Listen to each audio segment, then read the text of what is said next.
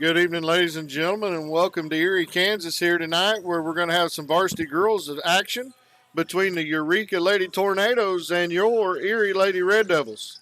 Lady Red Devils coming off a victory down at Caney Friday night with Kramer, where team looked pretty good at times.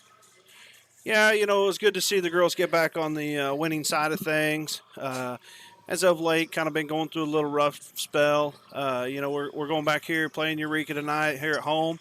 The team that gave us our first loss of the season. So, be real excited, real happy if we could come out and avenge that loss tonight for sure. We're at the time of the year that we want to see the team making progress in strides towards the positive end of things. Here late in the season. Yeah, definitely want to continue the progress that we made. On Friday night, we slipped in and had a couple losses, come back with a couple victories, and getting into sub-state play here next week. Now if we're going to be playing good basketball, now's the time to be doing it. Yeah, absolutely. Three games this week. Two of them are going to count towards our sub-seat standing. Right now, the Lady Devils are sitting fourth in sub-state.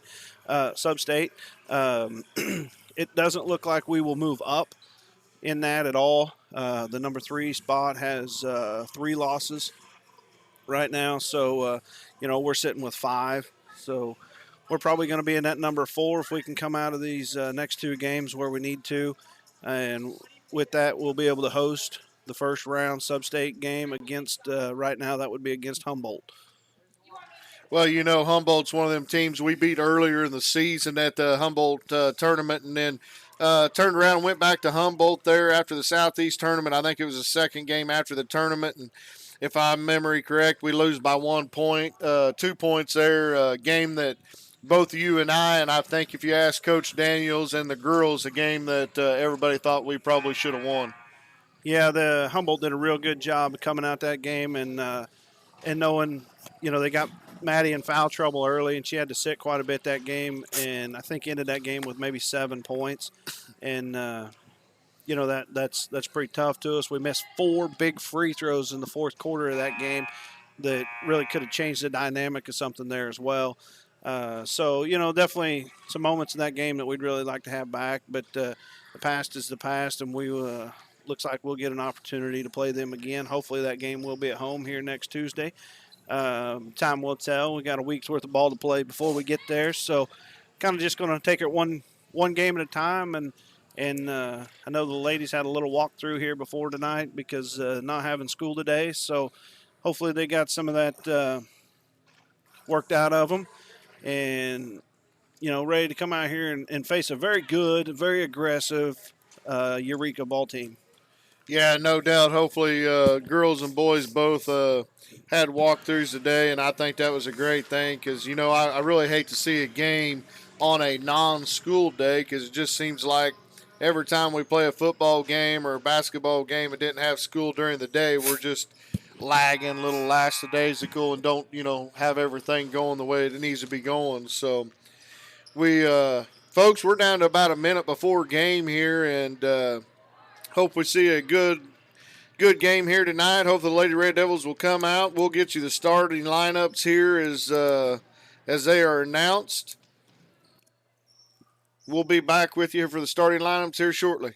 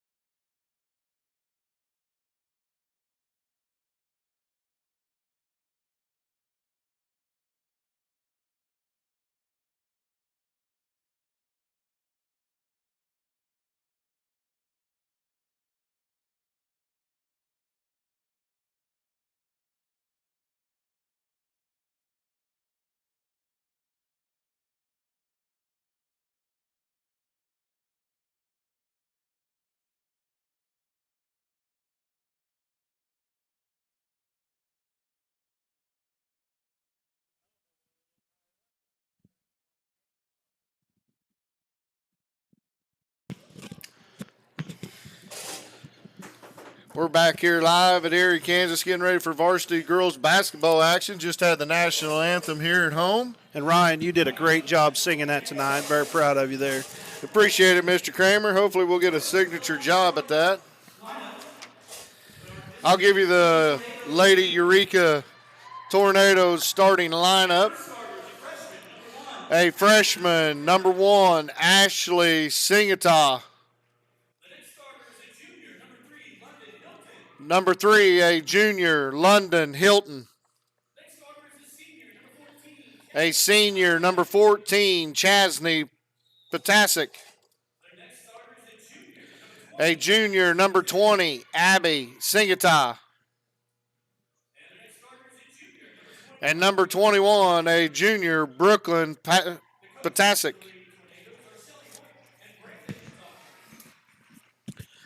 And starting for your Lady Devils, the senior, number 10, Jenna LaRue.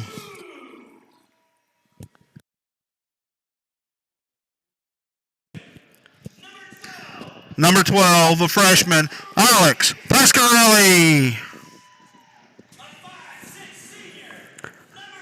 Senior, number 13, Skylar Clevenger. Junior, number 22, Riley Brandt. And number 23, senior, Maddie Kramer.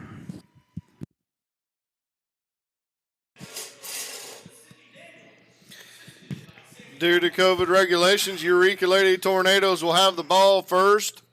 They'll be traveling right to left on your television screen. Your Erie Lady Red Devils will be traveling left to right.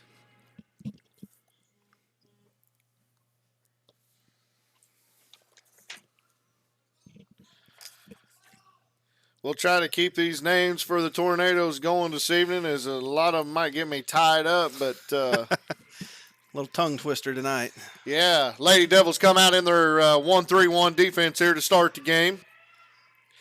Shot's going to be put up by Potasic. Rebound by the Tornadoes there by the other Potasic. Looks like we got some sisters playing. 2 Potasics, 2 Singatals. I'm assuming they're sisters, Kramer. Well, you assume they're related somewhere down the lineage there. Hilton to inbound. Inbounds it inside. Shots up and good there for Singatal. Right out of the gate, 7:36 here left in the first quarter. It's 2-0 Lady Tornadoes over the Lady Devils. There's the first turnover here by the Lady Devils, and that was just not going to the ball. Well, just slow pass, not coming back to the ball. Really would have caught it in a bad position. We got to do a lot better than that. That wasn't even a tough press that time. Tornadoes passing around the outside. Cross court pass to Hilton. She's going to drive. Kramer knocks it away there. Be out of bounds. Tornadoes ball on the baseline. Ryan, it'll be interesting. I don't think we played this 1-3-1 back when we played Eureka the first time. So be interesting to see if this offense or defense does anything better for us. Singatal for 3 was no good. Rebounded there by LaRue. LaRue's going to bring the ball up tonight for the Lady Devils starting out, and she's going to turn it over there. Now we got a foul called. Be on the Lady Devils. It's going to be on Jenna LaRue. Going to be her first, team first. 2 trips up the floor, 2 turnovers now. And neither one of them should have happened. Not a start we was looking for. Tornadoes passing around the outside. It's at the left baseline right now. Back to the left wing. Cross court pass the right wing. Singatal looking inside. They're going to get a foul call there on the Lady Devils. That one's going to be on Maddie Kramer. Going to be her first.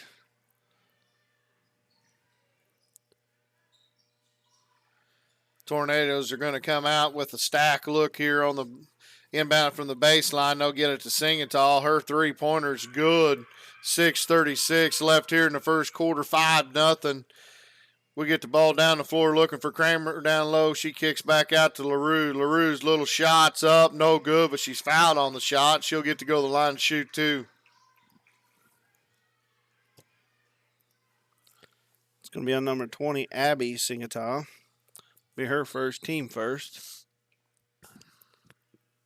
I kind of begged Maddie to wait till the second quarter to get that first foul, but she didn't want to listen to me again. Didn't listen at all, did she? No. LaRue's first shot was up and good to put the Lady Red Devils on the board here. Second free throw is no good. Rebounded there by Singatall. And here comes the Lady Tornadoes. You know, when we play Eureka, it's going to be a fast-paced game. Eureka likes to get out and run, so hopefully we can do a good job of shutting them down, Kramer. Yeah, our stamina will be tested here tonight as Ashley Singleton drives the lane and scores for two. But our stamina will be tested here tonight as we're going to have to push this ball up the floor. It's going to be a quick-paced game. Brandt gets it over to LaRue at the left wing. Looking inside, Alex Pasquarelli wide open. She'll go up and get blocked there by Potasic.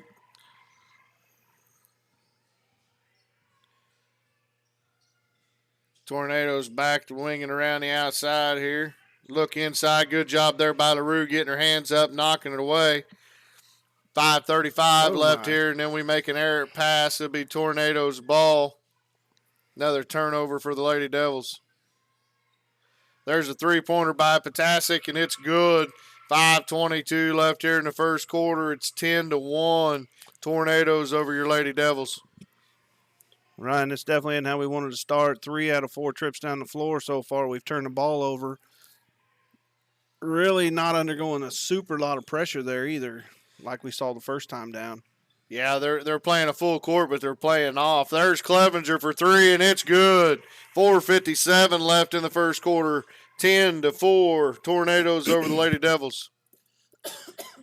Yeah, hopefully, Kramer, we can get to going here and get something going because really, like you said, the press that Eureka's came out in is not strong. It's just trying to get in our way, and it's causing problems just doing that. Yeah, it's just a mental block that we have. We're playing Eureka, and we know they beat the tar out of us last time, and that's hard to get out of your head. You know they're pressuring hard, but tonight they're really not. They're just putting light pressure on the ball, and we can beat that, and we just need to continue to do it. At that break there, Mia Pemberton checked in for Jenna LaRue. Potasic's 3 is no good, and rebounds come down, and the Devils are pushing the ball. Clevenger tries to get it to Brandt. Knocked away there by Potasic. It'll still be the Red Devils' ball here on the side. Brandt looking to inbounds here. Going to get it to Clevenger. It was good to see her hit that 3 that last time down. You know, looked at the coach there after that was shot. You know, she was telling her girls, you know, we got to watch that. If we can get a couple of those, that will open things up in the paint for us a little bit, hopefully. No kidding.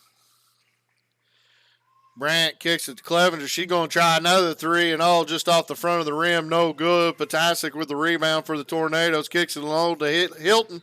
She loses control of it out of bounds. So it'll be a turnover on the Tornadoes. 4:22 left here in the first quarter. Be back Lady Red Devils ball down 10-4. Now it looks like they're going to pick that full court up just a little tougher than what they had been. Looks like they're playing just a man-to-man, and there's another turnover. Singatal goes up, gets fouled. Basket no good, but she'll go to the line to shoot. No, they're going to call a traveling call. Good. No foul call there. It was a traveling call. So it'll go back to the Lady Red Devils there, Justin. Well, we got a good one there, and we just need to take advantage of it here and do something a little better with the ball.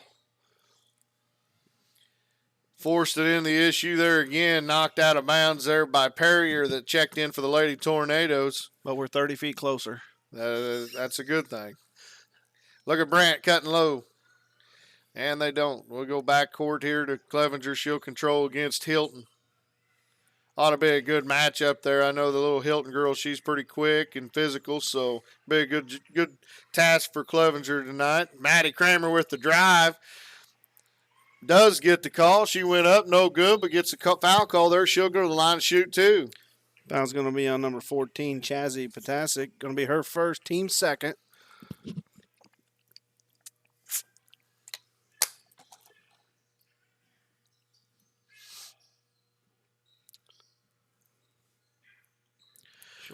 First free throw's up and good.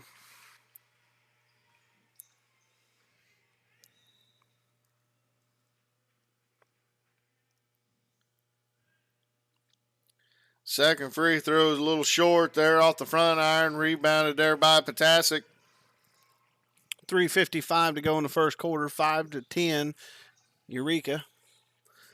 Potasic for three. No good. Rebounded there by Clevenger. They're picking up full court man-to-man. It's knocked out of bounds by Singatal. Stay with the Lady Red Devils here. Well, when you got that kind of pressure on you, you can't make them little lob passes like that. They're never going to get through there. They're playing a man-to-man and then jumping out of it, and there's a good trap. Turnover there by the Devils. Hilton's got it and passes it up court to Potasic. She's going to drive, kick it off. Going to be a jump ball called here. Jump ball will go to the home team, so Lady Red Devils will take back over. The other Potasic girl will check back in. Her sister will go sit down.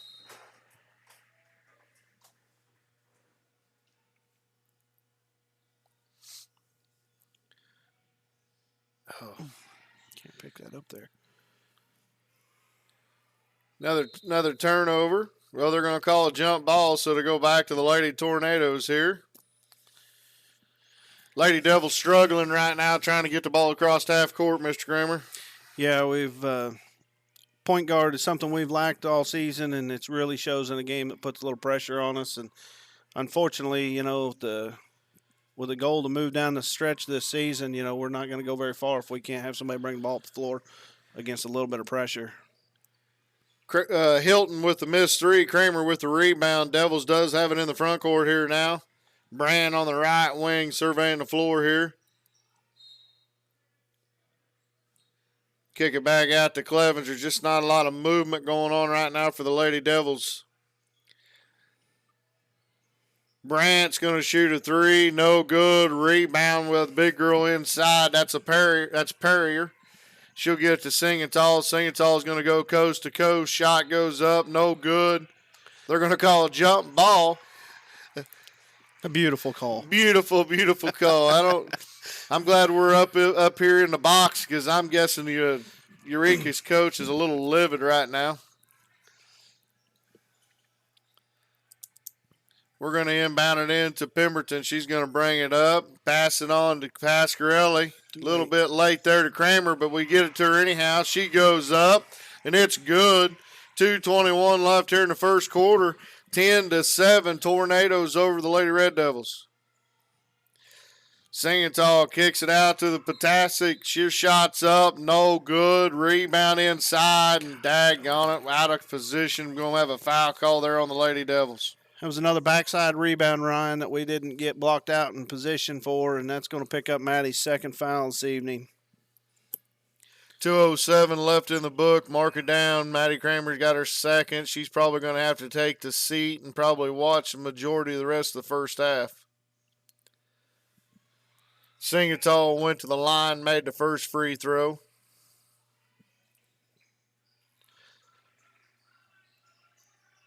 Stark will check in for the Lady Devils. Kramer will go to the bench.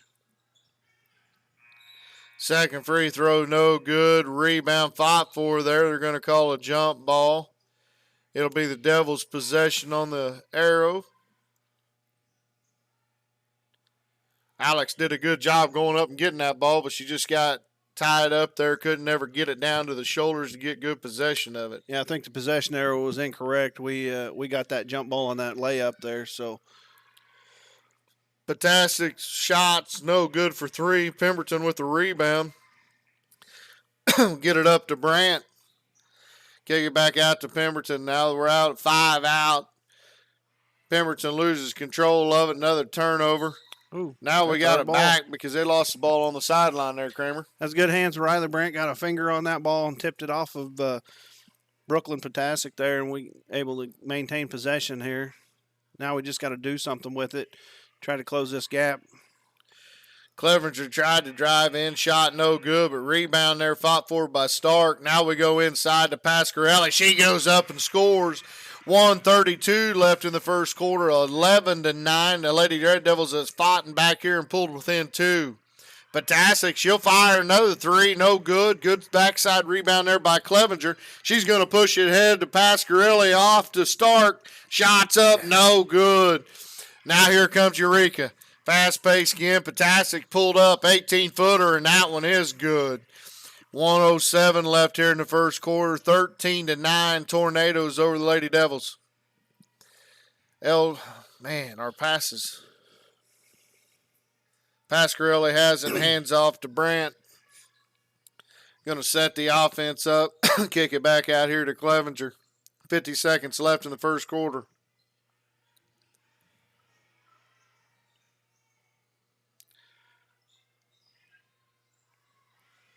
Erie just surveying the floor here. Now we just throw the ball away. So 34.8 seconds to go in the first quarter. 13-9 Eureka. Looks like Rupert's going to check in for Eureka. That'll be her first action tonight. As well as Maurer also checked in for Eureka. 30 seconds left here in the quarter. Devils down by 4, trying to play defense here to keep it a 4-point game. They get it inside and kick it back out. Potasic, she's going to fire another three. No good, but Hilton there with the rebound for the Tornadoes. Another foul called on the Lady Devils here with 15 seconds left in the first quarter.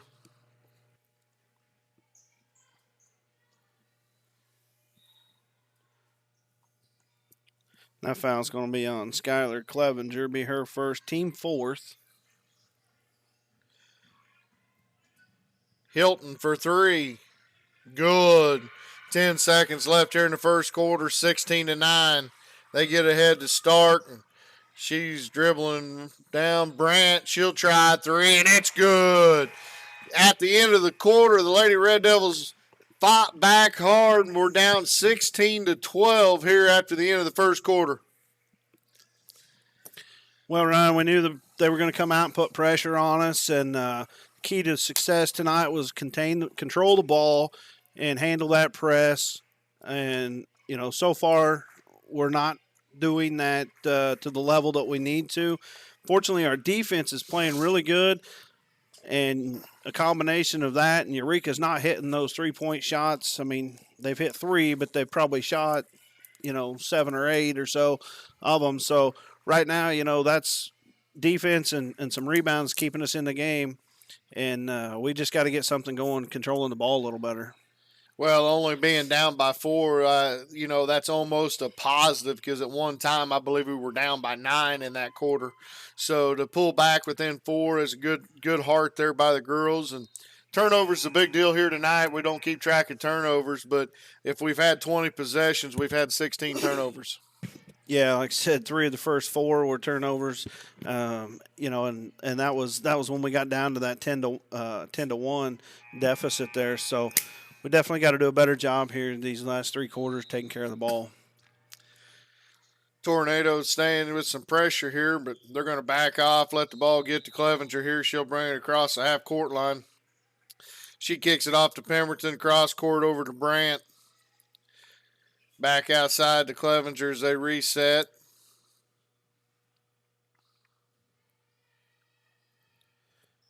Skip pass over to Stark. Looking inside. They're going to kick it back out to Brandt. Tried to get it for Pasquarelli at the high post. She wasn't ready for it. Went right through her hands. Here comes Eureka on the other end. Good job there by Stark, knocking it away from Potasic. Devil's ball here. Clevenger passes down low to Pasquarelli. She'll kick it back out to Pemberton. Right there's the senior experience being on the floor. The senior would have been in there instead of the freshman. Senior would have probably took that one to the hole, Kramer. Yeah, that was one that, she had the ball and she had Singtao moving at her. So she had the advantage there and just didn't quite take it. But we still got 2 points out of it by that bucket by Pemberton. Brings it to 16-14, 6:50 to go in the half. Singtao, she's going to fire a 3, and that one is good. So 6:45 left in the second quarter, 19-14. Tornadoes over the Devils. Stark drives in, picks it up, kicks to Pasquarelli. She gets fouled on the shot there. She'll go to the line to shoot 2. It's going to be on Chazzy Patassa. Going to be her second.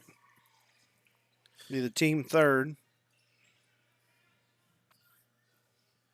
Be huge if the young freshman can learn to shoot that little 8-foot shot there, Kramer. Yeah, if she can get a little more consistent from that range, that'll really help that team a lot down the stretch.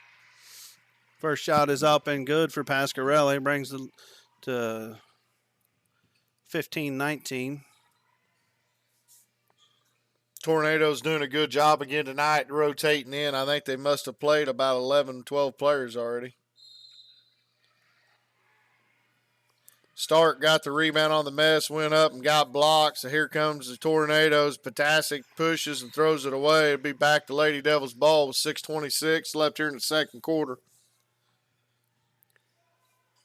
Yeah, they've got, like I said, they've got 10 girls already with their jerseys off, and we're only just started into the second quarter. Stark going the wrong direction here. Now she comes back, hands off to Pemberton. We got to get across the line. We get it back to Stark. She's going to drive in, pull it back out. Pemberton in the corner gets it over to Clevenger. Hand back off to Pemberton, looking inside.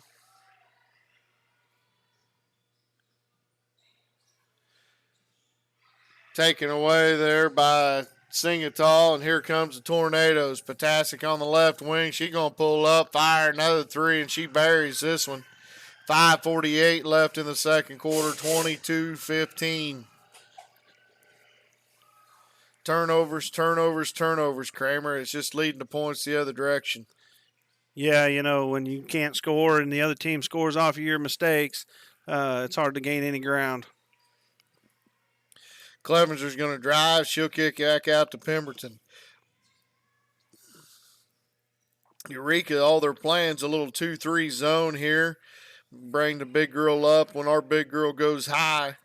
But they're doing a good job on the help side and backside. I mean, they're very aggressive in that 2-3 zone.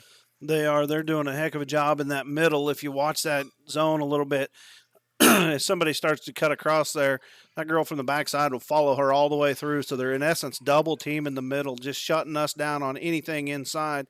And as anybody that's watched our basketball for very long knows, that's where the bread and butter of our offense is in the middle. And, that's why they're doing exactly what they're doing.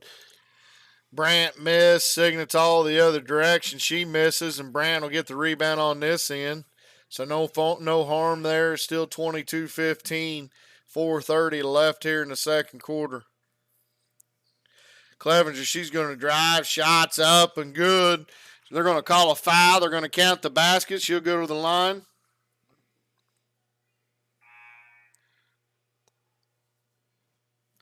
Foul's on number 20, Abby Singata. Going to be her second. He's going to call that on the floor as we were trying to split those two defenders. Brandt, the inbound on the baseline, tries to get it into LaRue. She can't control. Potasnik steals. Now we got a foul on the Lady Devils. That's going to be on Sarah Stark. Going to be her first, team fifth.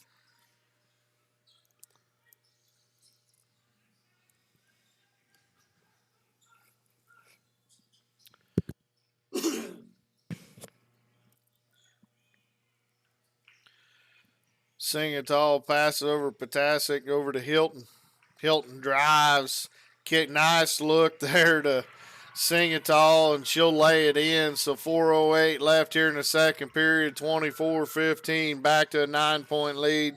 Largest lead of the game has been 9.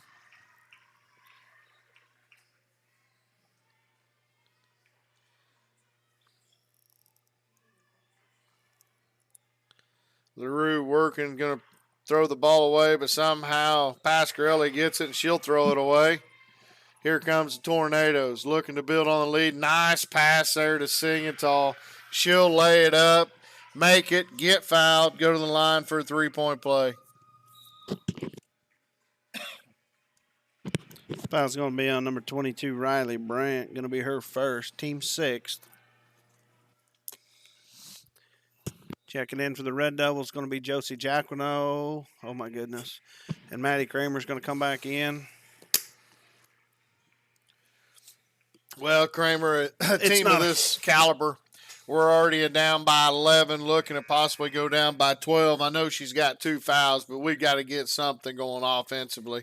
Yeah, it's not going to do you any good to sit on the bench and come back in the second half down by 20 or 25, and then the Red Devils there throw it away.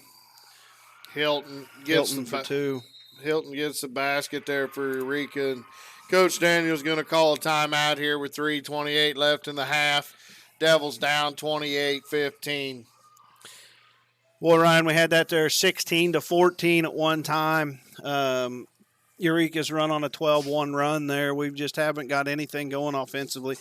Like I said, I cringe to watch Maddie come back in with 2 fouls here this early in this first half still. But like I said, we're down by 13, just going in the wrong way. We're kind of bleeding right now, and you got to do something to try to make that change. Hopefully she can go out there and doesn't pick up that 3rd foul. But, she's not doing you any good on the bench with fouls or without them. So you just will get her on the floor and try to do something here. And, Josie Jacquinot here into the game. And try a little different lineup and see if we can get something going. Yeah, we need to score here, kind of stop the bleeding a little bit. But, we been running the same offensive set, and we might have to look at changing something out. But we get it inside to Kramer, and there she goes up, no good. Rebounded there by the Tornadoes, the other Patassic. There's 3 of them, so it's one of them. Yeah. Hilton, she's going to drive. That should have been a double dribble, no call. I'm going to say it was knocked out of bounds off of Lady Red Devils.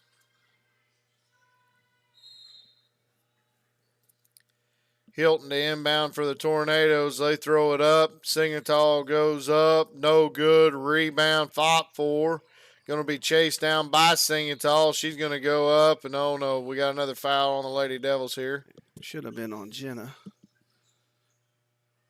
We'll get the call here from the official. It's going to be on Josie Jacquinot.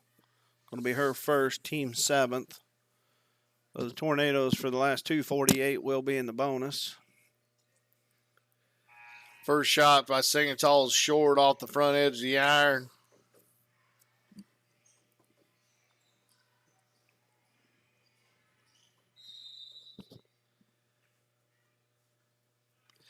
Second free throw is good, so 2:48 left here in the second quarter. Tornadoes push it out to a 14-point lead, 29-15. Clevenger splitting the defense here, gets it over to Jacquinot. Jacquinot back to Clevenger. She's going to drive, kick it over to LaRue. LaRue thought about a 3, but decided to pull it down. Oh. Tried to force it inside of Jacquinot, no good. And Singatal outruns everybody, lays it up, no good. But a foul call there on the Lady Devils. It's going to be on number 13, Skylar Clevenger, be her second, team 8th.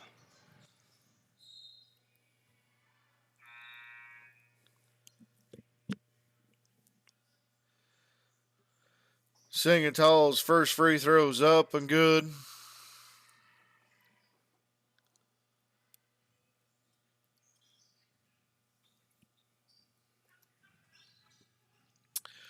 Second free throw's also up and good. So 2:28 left here in the half, 31-15. Pass ahead to Brandt.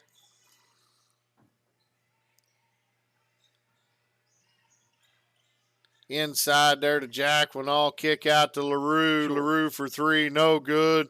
Kramer missed the rebound there. Brandt got it, put it up. No good.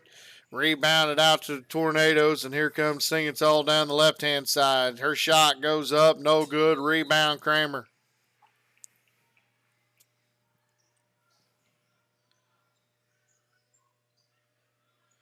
Good defensive pressure here by the Tornadoes. Yeah, they don't they've kind of quit pressure in the full court because they're doing a good enough job in the half court as we just dribble the ball off our foot again and turn it over. Alex Pasquarelli's going to come in for Jenna LaRue. Mia Pemberton's going to check in for Skylar. So 1:45 to go in the half, 31-15. Red Devils going to stay in the 1-3-1 defense here. Singatal looking over the left-hand side to Hilton down to the baseline. That's a Meyer for 3. No good. Rebound there by Pemberton. She did a nice job blocking out there. Pemberton controlling the offense now with Clevenger on the bench. Jacqueline all looks inside to Kramer. She's going to. Go. Oh, man. Pemberton for three. No good. Rebound fought for got by Jacqueline all. Erie's going to reset here. Thought that last attempt, Kramer had a good chance to go up there with that one there, Justin. What do you think? Yeah, I mean, she had Ava Perrier there in her face, but I think she had the position to go up and either make that shot or get the foul, and, really wish she'd have took that shot. Kramer at the free throw line, shots up, no good off the front edge of the iron, rebounded into Tornadoes, and here come the Tornadoes. You're going to have a blocking foul called on the Tornadoes. Are they going to continuation shot, or is it going to be on the floor? Well, it should have been on the floor when that forearm went out and pushed her in the ground, but they are going to give her the basket. Who is that? Perrier? Yeah, Maurer. That foul was on Mia Pemberton, just her first. Maurer makes her free throw. Folks, we're up to a 19-point lead here by the Tornadoes as the Devil brings it back across the line. Here we got 35 seconds left. We go inside to Jacqueline. Jacqueline all over to Pasquarelli. She missed a shot there, and we're going to have another foul call on the Lady Devils. That's one there. Josie probably had the position, should have went up and went ahead and laid that one in. That foul's going to be on Josie Jacqueline. Going to be her second. Yeah, I didn't disagree with the dish off to Alex. She's a taller girl down there either, and Alex has to finish that as well. So either one of those would have been a good shot to take. Hilton's first shot's up and no good. Kramer's going to come out for the last 27.9 seconds, trying not to get that third foul. Stark checks back in.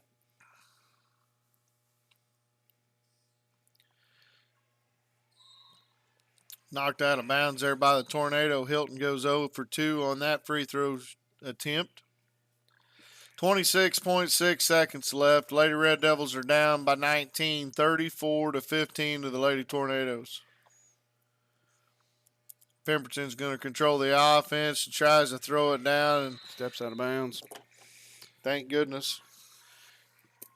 Yeah, we just took that ball and threw it to three Tornadoes and said, "You guys have it. I don't want it." Apparently, 20.5 seconds to go here.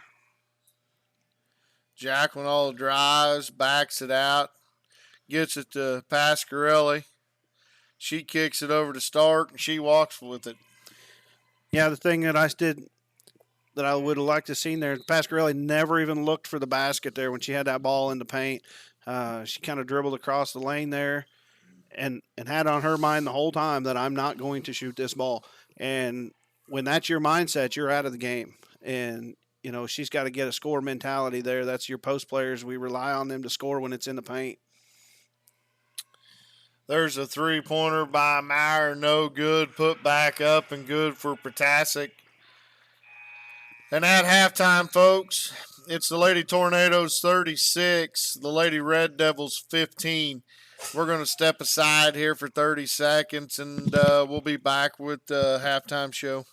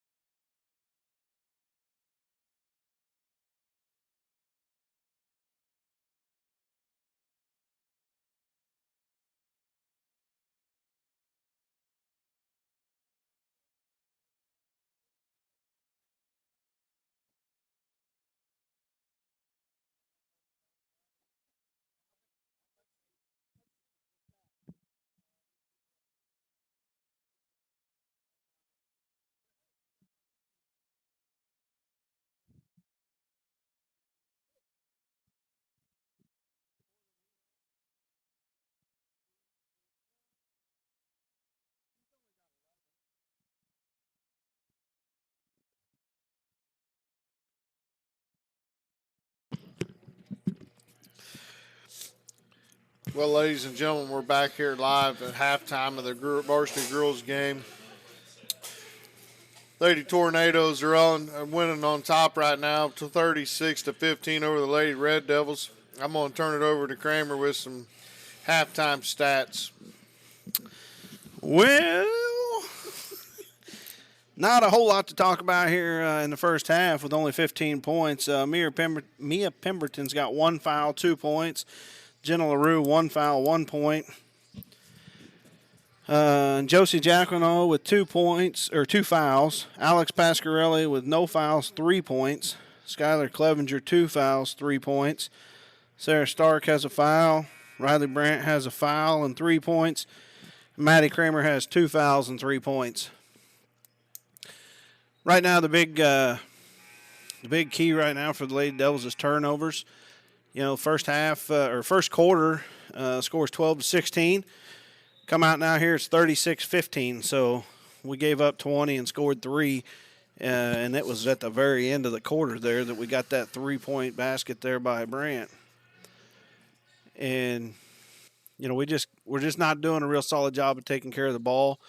Defensively wise, we're not playing horrible. We're just giving up too many points off turnovers. I mean, it's hard to play defense in transition when it's, you know, 2-on-1 or 3-on-1 and some of those, you know, when we turn the ball over at half court, you can't get your team down there to play defense and stop the ball, and that's where we've got most of our fouls is off of those turnovers, trying to stop that or a second or third opportunity.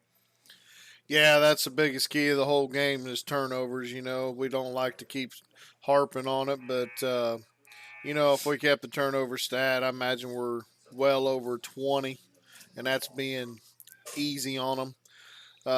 Like you say, it's hard to play. It's hard to keep the other team from scoring when they're getting 2-3 times the opportunities of scoring at what you are. So 140 left here to halftime. We're hoping the girls can come back, fight their way back into this game.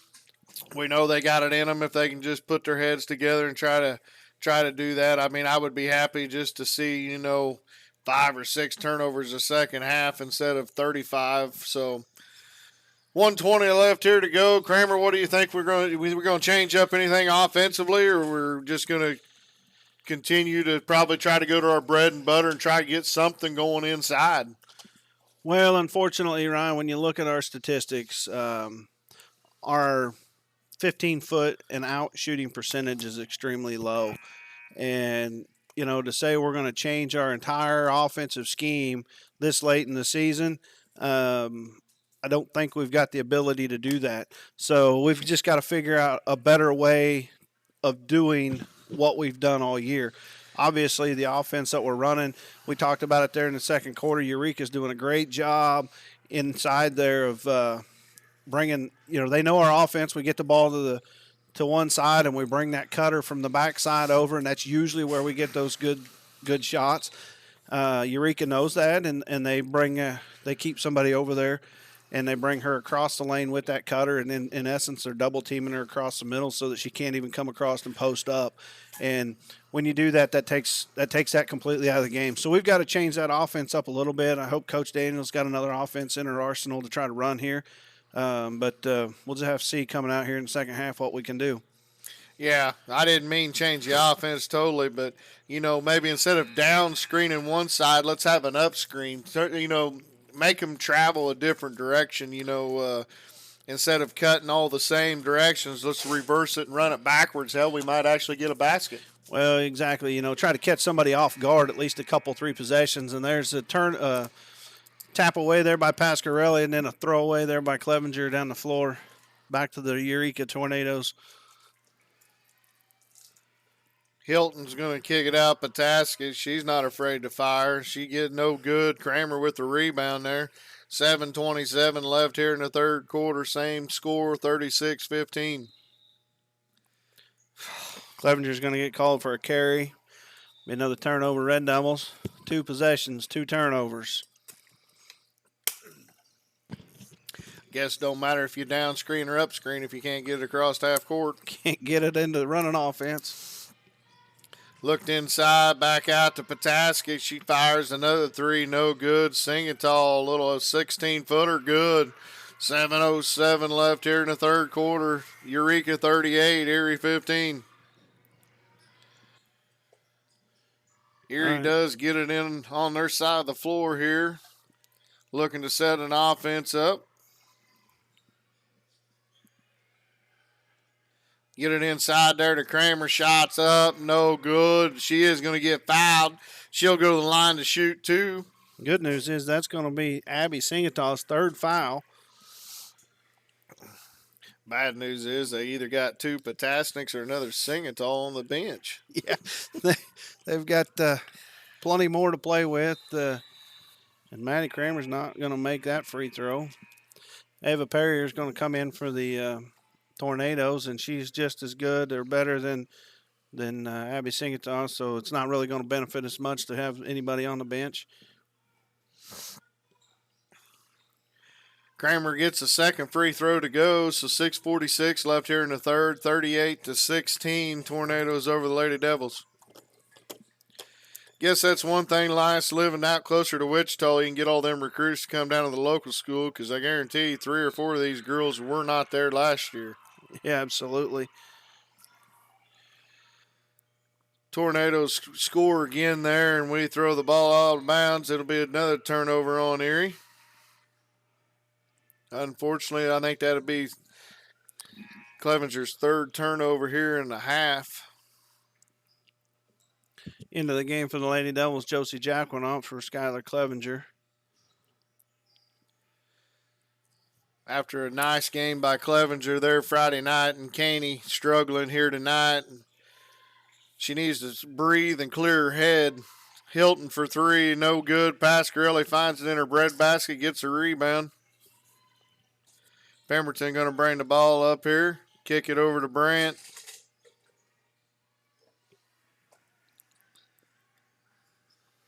Pemberton, she's going to try a three, but she's short, no good. And Eureka's off and running. Here's Singatall at the other end. Layup, good. Ashley Singatall again, freshman there, has done a nice job for the Tornadoes tonight. Yeah, she has almost outscored the entire Red Devil team here at this point at the game. And there she picks Pemberton, and she'll go up the left-hand layup. Good, count it. She's going to go to the line for a three-point lead. Now she has outscored the entire Red Devil team. You know, Kramer, we're sitting here, and I know the Erie Lady Devils are struggling, but we are watching a pretty talented Eureka Lady Tornado team right now. Yeah, and I wish these girls, after tonight, I wish these girls all the success in the rest of their season because they are a good team. Like we said, they've played 10 girls tonight already. Early in the game, they had played 10 girls, and there's a rebound that we should have had, bounced right off our hands. Goes back to Eureka. Hey, Eureka finally made a turnover. They're going to turn over, and Maddie Kramer with the ball in her hands. No guard to go get it from her. She's going to dribble it into trouble. She's going to come in and pick up a stupid third foul. One thing about it, she got all of it. I don't know all of. She got all of something with that one. I missed to see if the shot went in. I guess it did not because she'll be shooting two. First one, no good. She got to knock the cobwebs out of her head after that foul. Not sure what she was thinking there. That was just not a good basketball play there at all. Second free throw's good, so 5:13 left here in the third quarter. Eureka 45, Erie 16.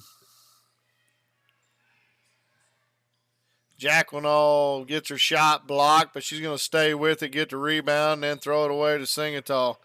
Here comes Singatall down the floor. Shots up, no good. She did get fouled. She'll go back to the line to shoot two. Fouls on Riley Brandt, going to be her second. Ashley Singatall to the line.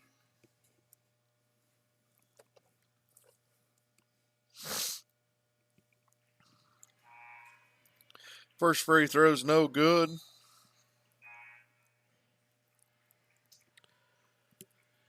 Into the game for the Lady Devils, Sarah Stark and Heaven Ellis for Pasquarelli and Kramer. Clevenger back into the game for Pemberton.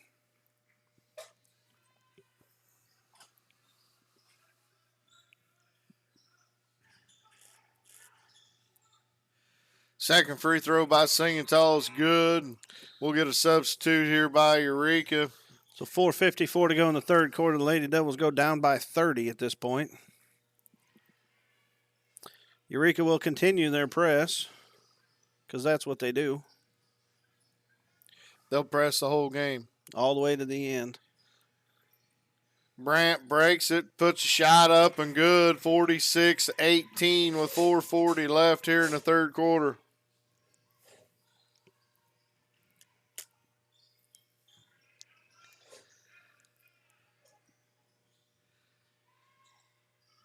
Shots up there, no good. Rebound by Jacquinall. Clevenger gets it, pushes it ahead to Stark. Stark's going to drive. Kick it back out here to Ellis, back to Brandt. Brandt on over to Clevenger. Clevenger for three, no good. Rebound there by Potasic. Pass ahead to Lunda Hinton. She'll go up with the right hand, and it's good. 4:01 left here in the third quarter. Eureka 48, Lady Devils 18. Clevenger gets it ahead there to Brandt. On over to mine went break. Stark. She'll get fouled there. Foul's going to be on number 3, Hilton. Just be her first, team first.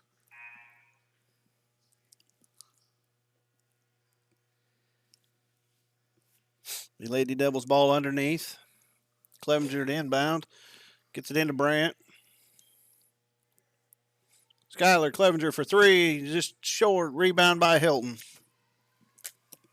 Hilton pushes ahead of Potasic. Nice pass on to Signal, and she lays it in again. 3:34 left here in the third. 50-18. Don't pick it up there. Ellis tries to get it to Jacquinall. It's knocked away, but Josie chases it down. Now kicks it over to Brandt.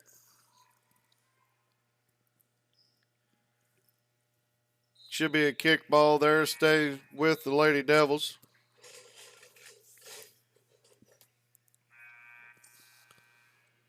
Looks like Rupert and Potasic back in. Hilton and Singatall will take a seat. Kramer back in for the Lady Devils. Skylar Hopper. I guess she just decided she's going to run on the floor, not wait for a buzzer. She's going to come in for Riley Brandt. Riley Brandt's done a great job this evening. Trying to take over some of that ball handling role tonight. Had her only points of the second quarter. Nice. Teterboro 3 this quarter. Nice pass there. Nice look from Kramer over to Jacquinall. No good. Shot there, Potasic for three. No good. Rebound by Kramer. Clevenger bringing it up the floor here. Throws it ahead. Knocked out off of Potasic. Stay Lady Devils ball on the sideline.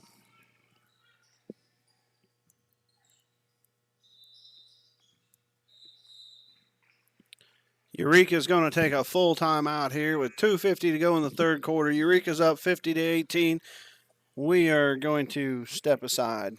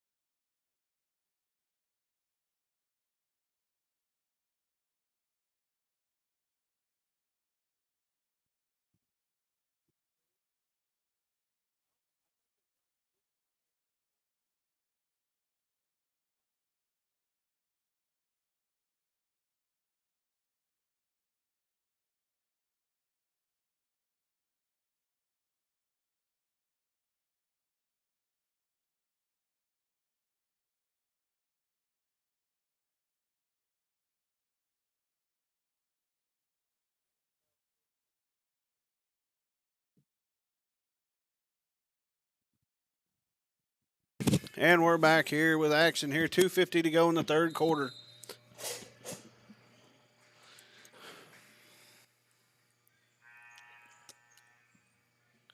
Stark kicks it off to Clevenger. Shot no good. There is Hopper.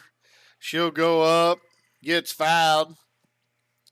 Going to call it on the floor, I believe. Nope, he's counting the bucket.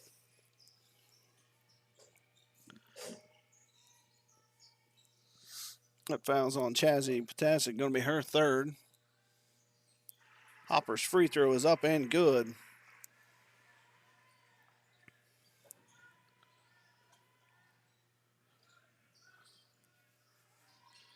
Shot there by Potasic, no good. Rebounded there by Rupert, I believe. Nope, that was Meyer. Potasic will go up and get drilled there by Stark on the block out. Be Sarah Stark's second foul. Team fourth. Chazzy Potasic will go to the line for two.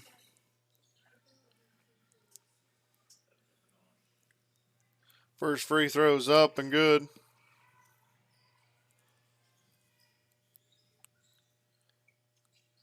Second one up and also good. So 2:20 left here in the third. Eureka 52, Erie 21. Brooklyn Potasic's going to check in for presumably her sister, Chazzy Potasic. Or cousin or whatever they are. I'd say they're sisters. Clevenger for three, no good. Rebound fought for there, got done by Hopper. She'll get it to Jacquinall. Jacquinall throw it up. Kramer tried to get it, lost control, but I believe it went out of bounds off of Rupert. Yeah, that really ought to be our ball underneath here, and Devils going to line up in a stack formation, no box formation. They get it inside to Kramer. She'll kick it back to the outside. Hopper will shoot a three, and it's good. 1:53 left here in the third. 52-24, Eureka over Erie. Looks like Potasnik take care of the ball. Gets it off over here to Meyer. They're passing around. Rupert back to Meyer. Eureka taking a little time here. Running their offense. Gets it inside to the big girl Perrier. Shots up. No good. Going to be Erie's ball.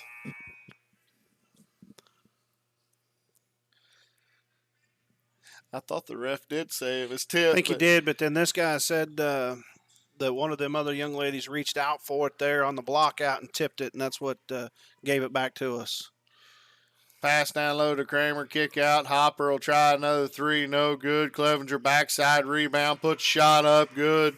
1:10 left here in the third, 52-26. Singenthal back in the game. She kicks it over here to Meyer. Meyer's going to shoot a three, no good. Fought for underneath. Got a tie up. Be a jump ball. Possession there will give it back to Erie. 55.5 seconds left here. Erie fighting a little bit, trying to get back into the game. Stark on the baseline, out of control. Saves it.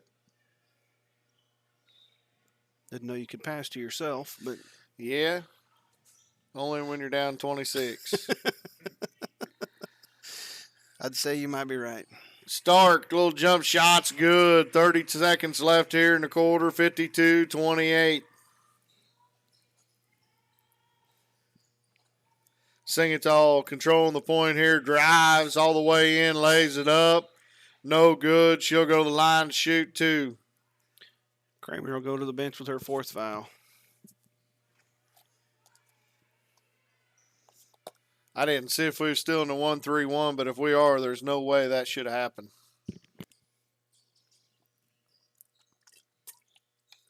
First free throw is up and good.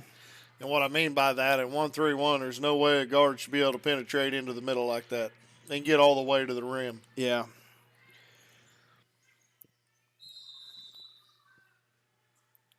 Singenthal's second free throw is no good. Rebound by Pasquarelli. Hopper's going to bring it up for the Lady Devils here. Get it over Clevenger. 14 seconds left. She's going to drive, look to kick it. We got 7 seconds left. Over to Clevenger. She's going to shoot a 3. No good. Rebound fought for. Going to say it's Erie's ball. It was out of bounds off Eureka with 0.2 seconds. Question is, can we get a shot off here with 0.2 seconds? Nope. We'll throw it away to Singatall. And at the end of the third quarter, it is Eureka Tornadoes 52, Lady Red Devils 28.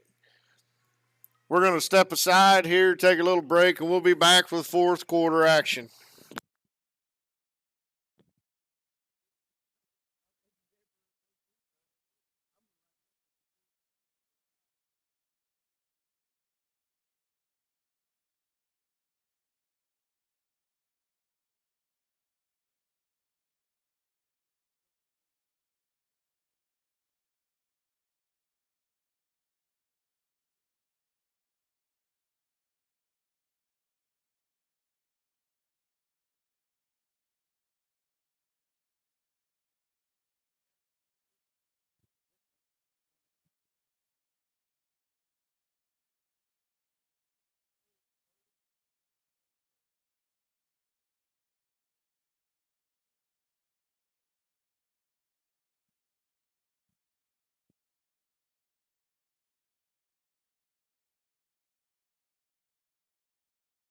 Two.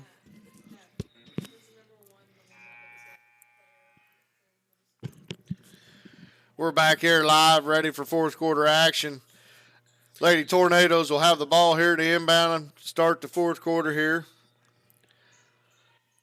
Singatall drives, kicks it back out. Looking for the other Singatall inside. Skip pass to Hilton. She tries to go inside, knocked away, stolen here by the Lady Devils. Clevenger goes coast to coast, layup, no good. Rebounded by the Tornadoes, and here they come back the other direction. Hilton going to take it coast to coast, layup, no good. She fights for it. They'll say it's knocked out of bounds off of Erie. Possession will stay with the Tornadoes here. Hilton throws it in to Potasnik, the other one, and she shoots a 3 and no good. Rebound there by the Devils.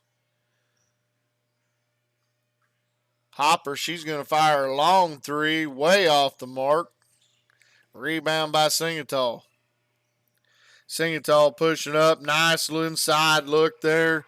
Inside to Perrier, and she lays it up and good. 7:07 left here in the fourth. 54-28, Eureka over Erie. Another turnover there by the Lady Red Devils. We hadn't had one this quarter, so now we got one. I'm laughing because I don't want to cry. Yeah, I get.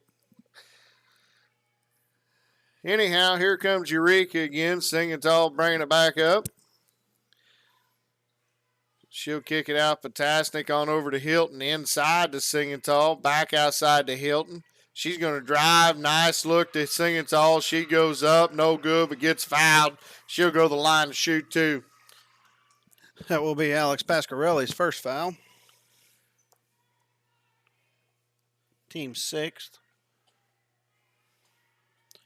Abby Singatall to the line after we tie our shoe.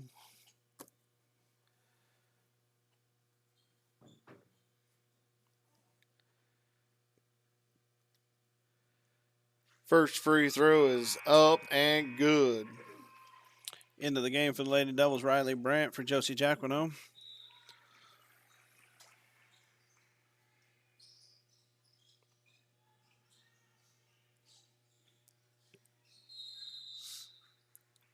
Second one off the front of the iron. Rebound Hopper. She'll kick it out to Brandt. Brandt will bring it across the half court line. Erie setting their offense here. Eureka looking like they're still playing that 2-3 matchup zone. Nice backdoor cut there. Clevenger, she goes up, gets blocked. Taken away by Potasnik, and here comes Singatall. She's looking inside to her sister. The other's singing tall.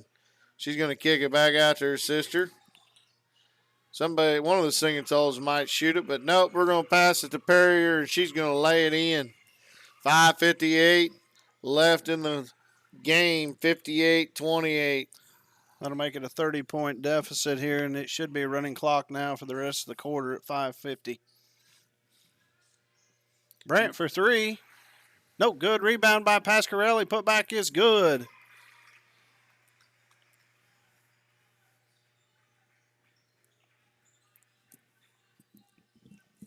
Singatall inside to Singatall, back outside. Singatall inside goes up and scores. 5:23 left here in the game. 60-30. Eureka over the Lady Red Devils.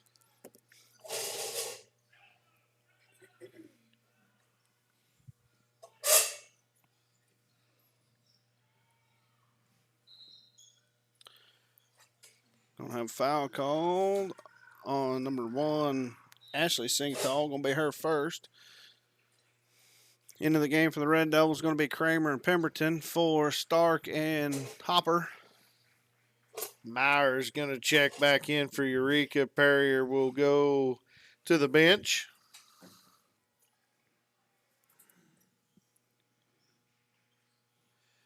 They get it into Kramer, over to Brant. Brant fires a three, no good. Rebound kicked out to Hilton. Hilton tried to lead Singatall. No, Matt Kramer knocked it away, but Singatall will get it back.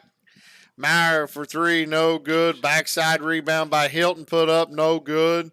Somehow Hilton's got it again, and she's going to get fouled and go to the line to shoot one-on-one. And Maddie came in. Oh, no, we got a timeout. Timeout. Okay. So we got a timeout here with 4:18 left in the game. I'm guessing Eureka called the timeout there. Yeah. Looked like they had possession. Yeah, they called 30-second timeout there to save possession there, which was probably good for us. Otherwise, I believe Maddie would have been to the bench with her 5th foul.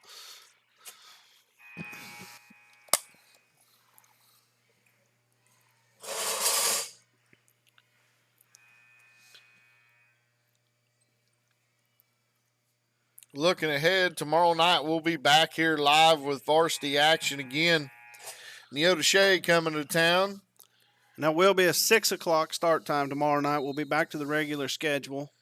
We did start early tonight. You've probably noticed that by now. Shots up there by Meyer, and she hits a three. 4:11 left in the game. Lady Tornadoes up by 33, 63-30. Pasquarelli kicks it back to Clevenger, over to Brant. Brant looking inside. Going to try to hit Pemberton. Clevenger for three. Good. 3:52 left here in the game. 63-33.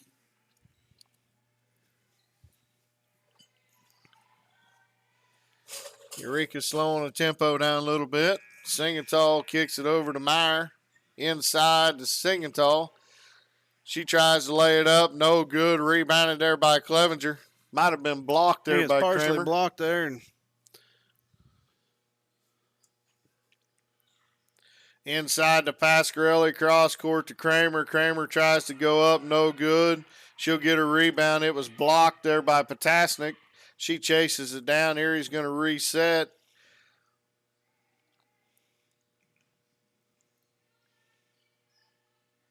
They try to get it inside to Kramer. She's getting a little hot. She goes up. No good, but she gets fouled. Go to the line to shoot too.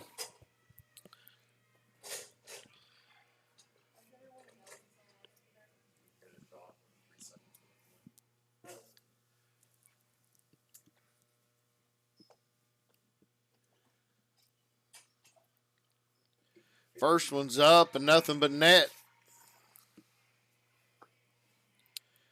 it's good to see after going 2 for 4 so far this evening. Yeah, she's usually what, 70-75% free throw shooter? Yeah. Shot short all night tonight, and there's another one that's way short.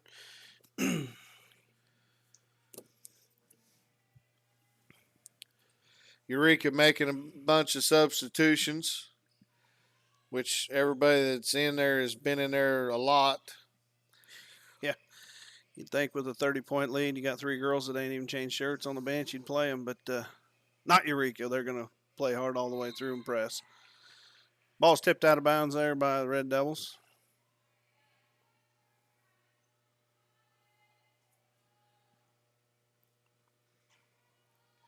Hilton's going to inbound it for the Tornadoes. They get it out.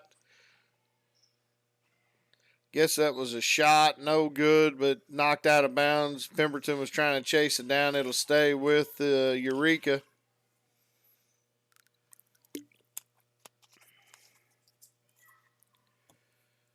Tornadoes looking to get it in, get it to Potasnik on the outside, back to Hilton inside to Perrier. That'll be the 5th. Shot was no good, but it was a foul call. So Maddie Kramer will foul out of the game today with 4 points, 5 points.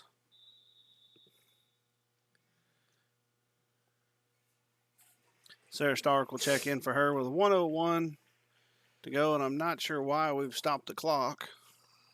We're supposed to have a continuing running clock in the 4th quarter.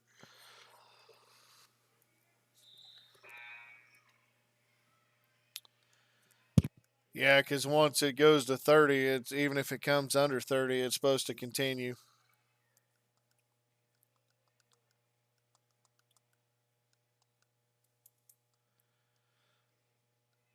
Second free throw, no good. Pascarelli with the rebound. She gets it to Brandt.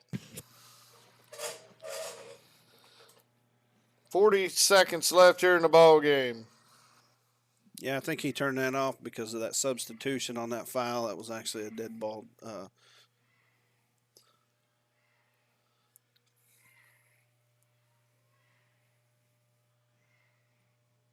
25 seconds left here in the ball game. Erie down 63-34. Brandt looking to drive, kicks it back out to Stark. Stark shots up, no good. Rebound by Pascarelli. Her shot, no good. She stays with it, shots again, no good. This time it'll be pulled down by Eureka. And that's number 23, Rupert. She goes in, gets fouled. Not sure if they're going to let her shoot the 1-and-1 or if they're just going to call that the ball game.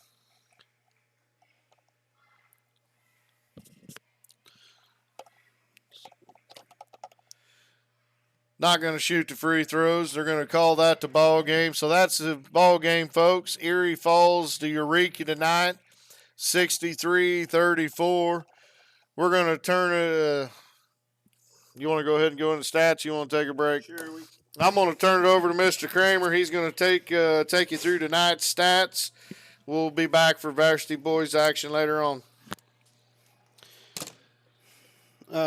Scoring for tonight, Mia Pemberton with 2, Jenna LaRue with 1, Alex Pascarelli with 5, Skylar Clevenger with 8, Sarah Stark with 2, Riley Brandt 5, Maddie Kramer 5, and Skylar Hopper come in and scored 6.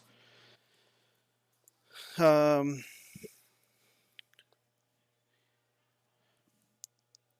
the Tornadoes, Ashley Singatall had 22 and didn't even score in the 4th quarter. So Lady Devils had a real rough evening tonight and just struggled to keep the ball in their hands and not turn it over too many times. And that's how the story goes here tonight for the Lady Devils. And we will be back with you for Varsity Boys action.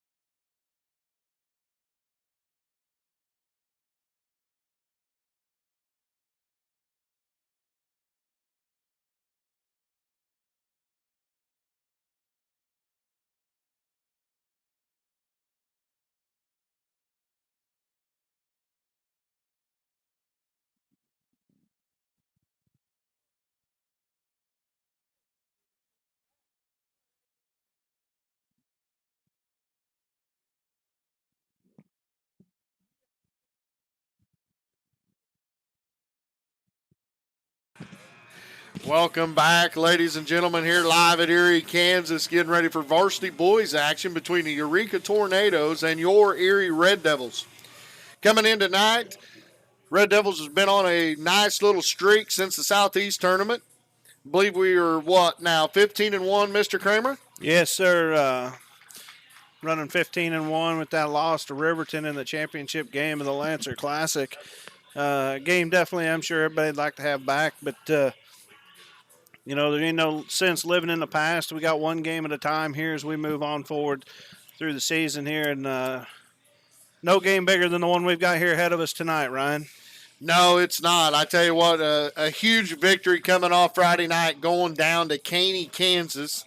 Able to take care of the Bullpups there in overtime. A little closer game than what we'd like to see, but did come out of there with a victory. But coming in tonight, facing a good Eureka team here that always gives us trouble.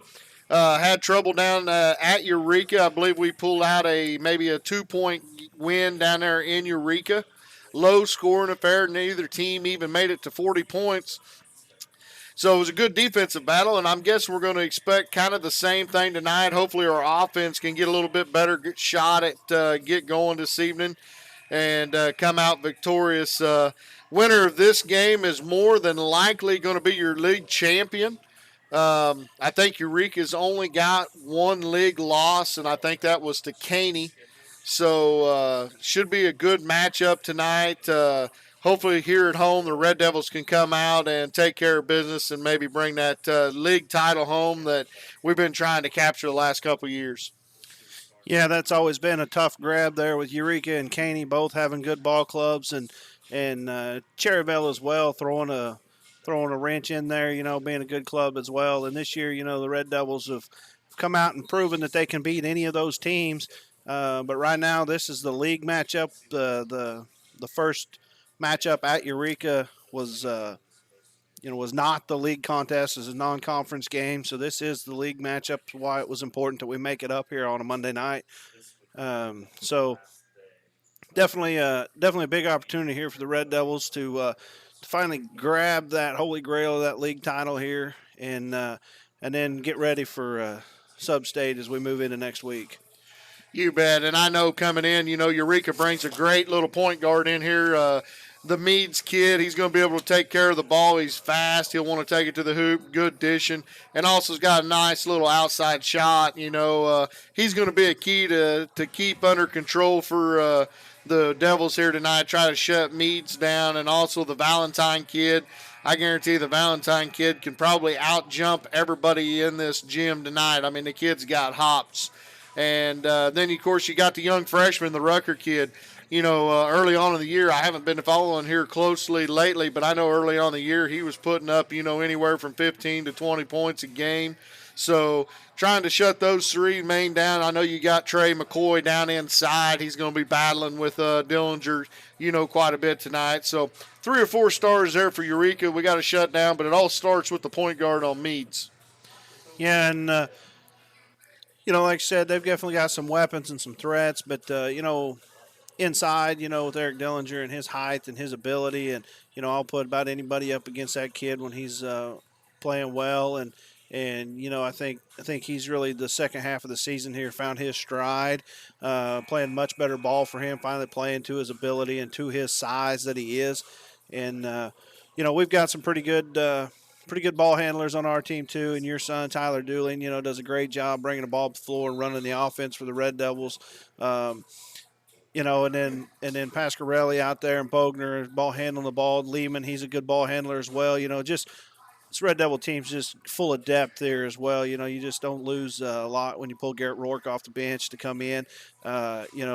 Great young man, good athlete there, just a junior coming into the game. So, a lot of depth there, a lot of good potential for this Red Devil team, and real excited to see this game trend. When we went out there and won by that 1 or 2, whatever that was, I believe Bogner maybe had 5 or 7 points. I mean, Yeah, he shot real horrible that night. And he wasn't the only one. Our offense was slow to get going. I was thinking scoring 39 points or something like that. So, if we can get something going offensively, I think this game can go our way with our tough, aggressive defense that we play. Yeah, I would agree. It's all going to start on the defensive end. We're going to come out in that aggressive man-to-man defense, and get right up in your face. And we got to get started tonight early, get some quick turnovers, try to come down, put the pressure on them, and go ahead and get our points on the board and then turn around and play that defense again. So going to be a great matchup, guys, here tonight. We got about 25 seconds left here before the start. We're going to be giving your starting lineups here shortly. So if you got a quick break, get up, get some popcorn, refill your drinks, get ready, because I'm going to tell you this is going to be a fast action game up and down the floor, and hopefully the Red Devils will come out on top.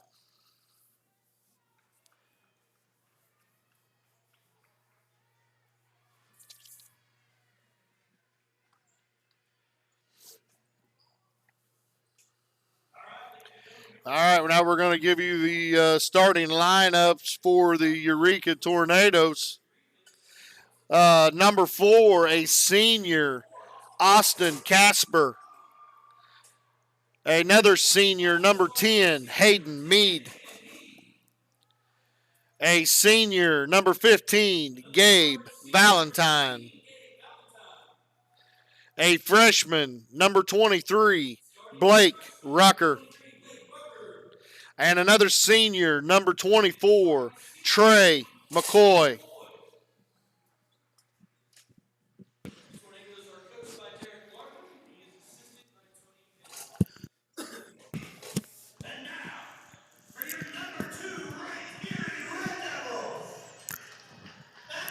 And starting for your Red Devils, senior number 14, Mark Bogner.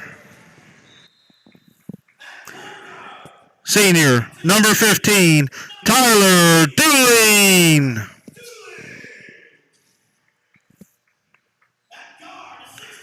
Senior number 23, Tyler Pasquarelli. A junior, number 32, Eric Dillinger. And a senior, number 35, Dawson Lehman.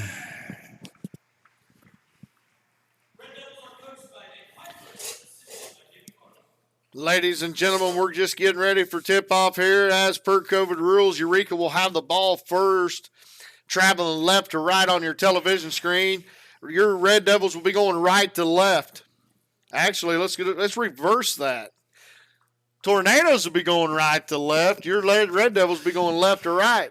Little dyslexia going on here, Mr. Kramer. You're watching the wrong game over there. Yeah. Well, I just wanted to see if everybody would turn around upside down at home and say, I think they just flipped their TVs upside down. Folks, we're off here. Eureka's got the ball. McCoy's going to drive all the way in, lay it up, no good, tip back out, chase down by McCoy there. So Mead's going to take control here at the point. He's going to kick it over there to Casper. A hand off there to Rucker. Back to McCoy over to Meads. Devils in that man-to-man defense there. Valentine out to Rucker. Good job of Eureka passing around the outside here, looking for the inside cutter.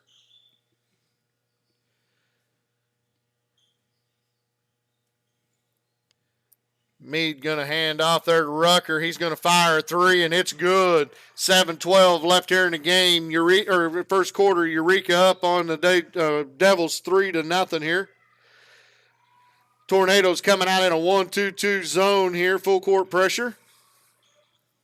They're going to get it over to Bogner from the baseline for three. No good. Rebound there by Dillinger. He's going to kick it out to Pasquarelli down to the baseline to Lehman. Lehman's going to bring it back up, kick it to Dooling at the point, reset the offense here. Back over to the Bogner right lane. We're going to swing it left. Pasquarelli at the left wing. Devils looking inside here.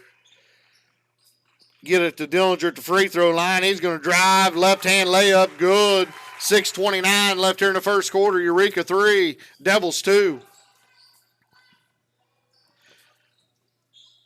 Rucker's going to drive, kick it out there to Casper. Casper back to Rucker. Rucker's going to try to drive on Lehman. He traveled with it. Good call there by the ref. It'll be turnover on Eureka. Go back to the Red Devils here with 6:11 left in the first. Well, Ryan, that possession down there with Dillinger get the ball, he just turned around, took it, and said, I'm scoring with the ball, and that's what you want to see out of the big man down there this early in the game. Devils doing a good job here, just methodically bringing the ball up, trying to get the offenses set here. Bogner, little runner, gets it inside to Dillinger. Right hand this time, no good. Rebound by Meads. Meads, he's going to drive on Dooling, pull up, kick it back out. He's going to regain this, try to set the offense up here. Dooling giving him all type to Hattick. He's going to get the ball, and Dooling's going to go coast to coast, layup, good. 4-5-37 left here in the first quarter. Devils pulling lead 4-3.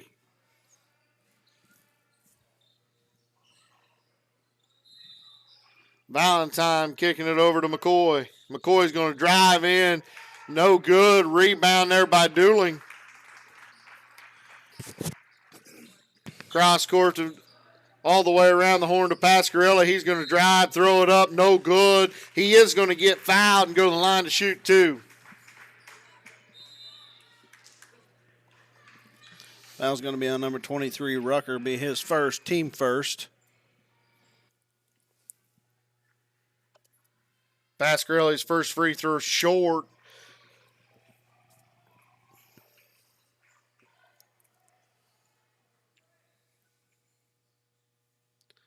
Second free throw, a lot better looking stroke. It goes in. 5:12 left here in the first quarter. 5-3, Erie over the Tornadoes. Meade looking for Valentine. Valentine looking inside. Nice look there to Rucker. He'll lay it up and score. Tie ball game here, 5-all with 4:53 left here in the first quarter. Dooling into Pasquarelli, on over to Dillinger. Reverse layup, good. 7-5, Erie over Eureka, 4:43 left here in the first quarter. Meade pushing the issue. Now he'll back out, reset the offense here over to McCoy. On over to Rucker. Back to Carlson, over to Meade. I said Carlson. Caspers, apologize for that. Casper looking inside, is going to kick it back to the point to Valentine. Eureka doing a good job passing around the horn. Rucker looking to try to drive on Lehman. He'll kick it to Carlson, and he'll shoot a three, and good. Casper hits the three there, 8-7. First quarter, 4:08 left in the first.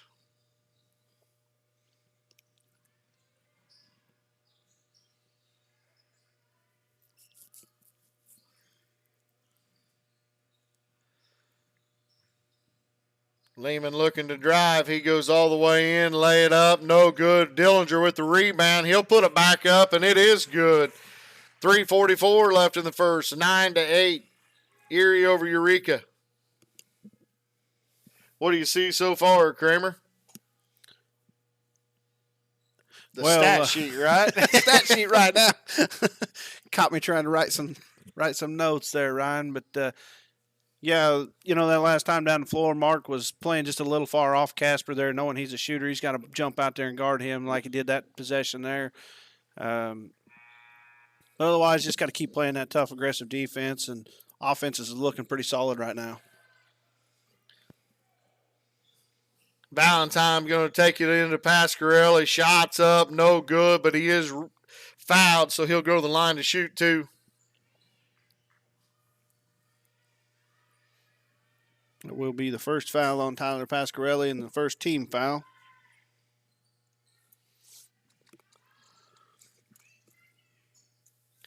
Valentine's first free throw is up and good. Ties the ball game here with 3:04 left in the first quarter. Got one more free throw to go. Ruark into the game for the Red Devils for Pasquarelli.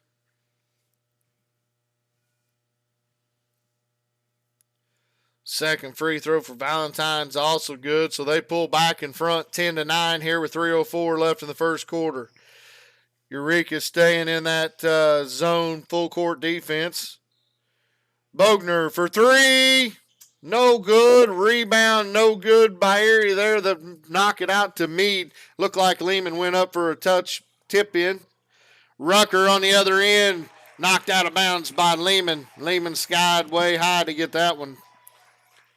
Yeah, Lehman come all the way from laying on the floor at the other end to come down and block that shot out of bounds there. It was just good hustle by him. Looking inside, Meade on Dooling. Dooling ties him up. Dillinger ends up with it. They're pushing up the floor.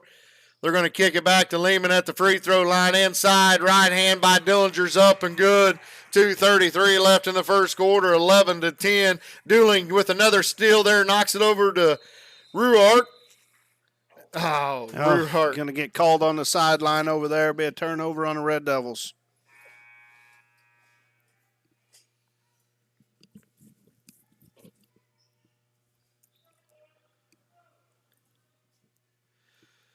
Meade going to control the offense here for Eureka. Believe you'll see him control that most of the evening. Valentine tries to drive in. Dooling knocks it away. Dillinger on to Dooling. Oh, layup no good. He'll get another chance thanks to Dillinger. He'll put it in this time. 2:04 left in the first quarter. Erie 13, Eureka 10. Great hustle there by Dillinger. Yeah, it was. I mean, good hustle by both them guys. Dillinger to get that rebound, tip it over to Dooling so he could finish what he started there. Just a good job there by them boys.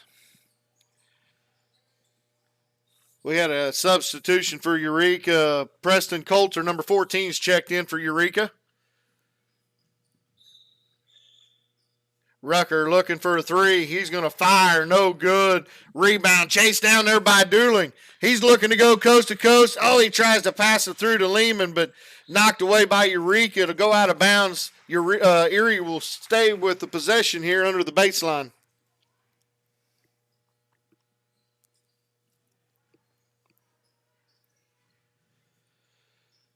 Dooling inbounds to Dillinger over to Lehman. Bogner with the cut underneath. Little shot up. Dang, no good. Rebound Meade. Nice move there by Mark. Just could not finish on that episode. Yeah, and that was tough there. Valentine for three is going to be up and good. We got a timeout here on the floor with that three from Valentine. We're tied up here at 13. 1:10 left here in the first quarter. We're going to step aside. We'll be back here for the rest of the first quarter here in just a minute.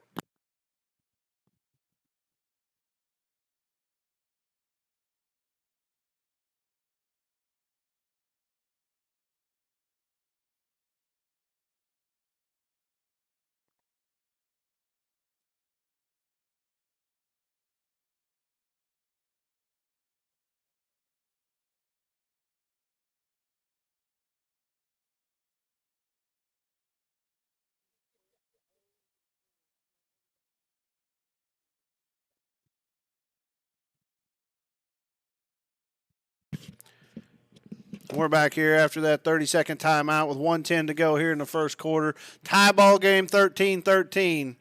The Red Devils bring the ball up the floor. Dooling's got control of it. Kicks it over to Lehman, over to the right side. Back to Dooling. On over to Bogner to the left wing. Inside to Dillinger. Kicks it out to Ruark on the baseline. One dribble back to Dillinger. And Dillinger tries to catch Ruark on the cut to the basket and just overthrows him. Be turnover. Red Devils, Eureka ball, 46.7 seconds. Good cut there by Ruark, just missed him. Now Eureka trying to maybe get the last second shot here in the end of the first quarter. We're all knotted up at 13.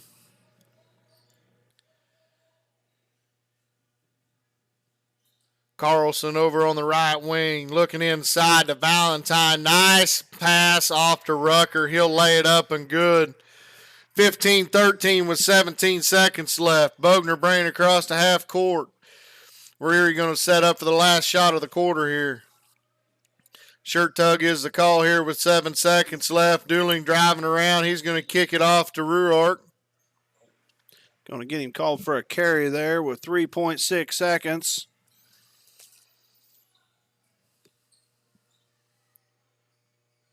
The Red Devils will try to put some pressure on. They get it inbound at half court to Valentine. He's going to shoot at the buzzer, and it's going to be short. So after the end of one, it is 15-13 Eureka over the Red Devils. We will be right back here with you for second quarter action.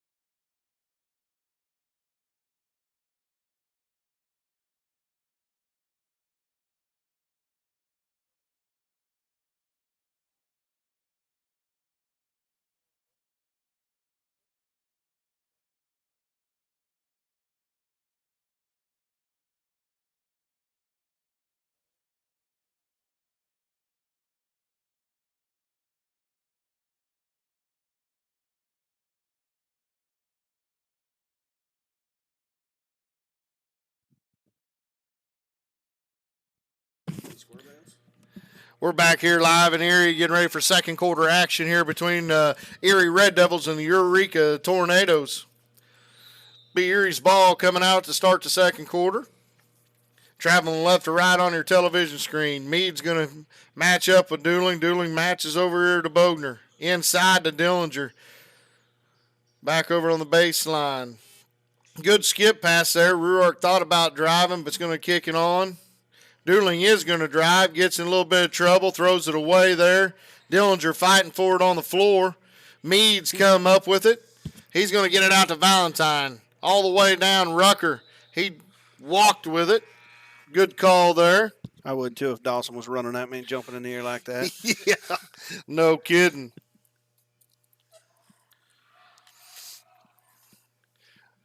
So that 30 seconds there, not a great start there, turnover, but no harm here. Lehman shots up and good.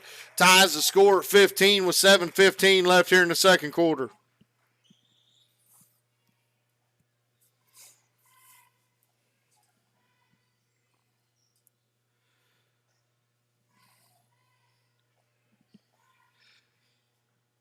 Coulter on to Casper here. Eureka working that outside game. Trying to swing it around, trying to find some open cutter inside. Rucker's thinking about driving on Lehman, but decides not to.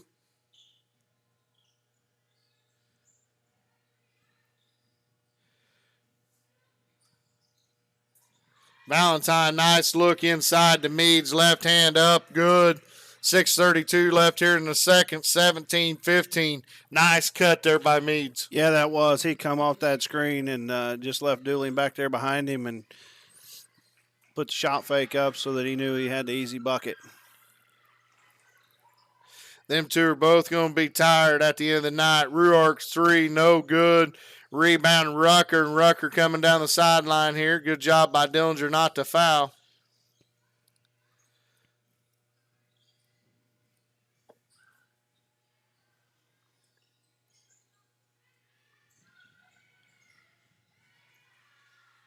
Eureka resetting with Meade's on the top of the key here.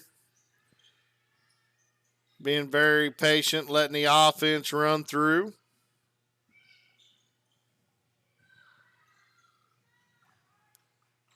Good job here by the Devils. Valentine's shot goes up, and it's good. Also a foul on the call. They'll count the basket, and he'll go to the line to shoot one. Foul's going to be on Garrett Ruark, going to be his first. Team second.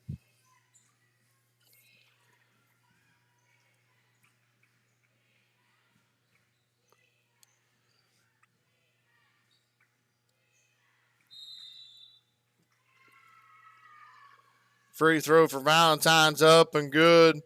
20-15, 5-point lead here for Eureka with 5:33 left here in the second period.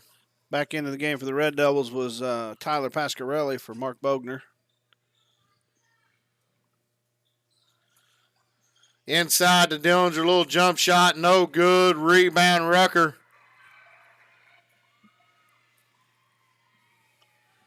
Offensive went to sleep here so far in the second quarter.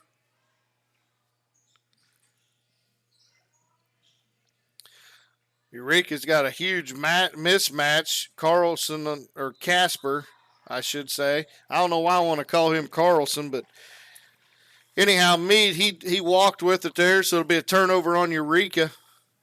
But Coulter was on, Dillinger was guarding Coulter there that last possession, so that's a little bit of a mismatch for Erie. Yeah, they got definitely got a quickness advantage there. And Lehman skipped past to Ruark, had Dillinger, but decided not to. Lehman, he'll shoot a three, and it's good. 4:42 left here in the second. Eureka 20, Erie 18.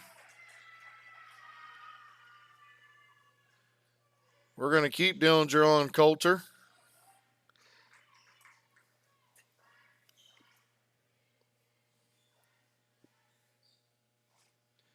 Meade on the outside, going to hand off to Coulter here.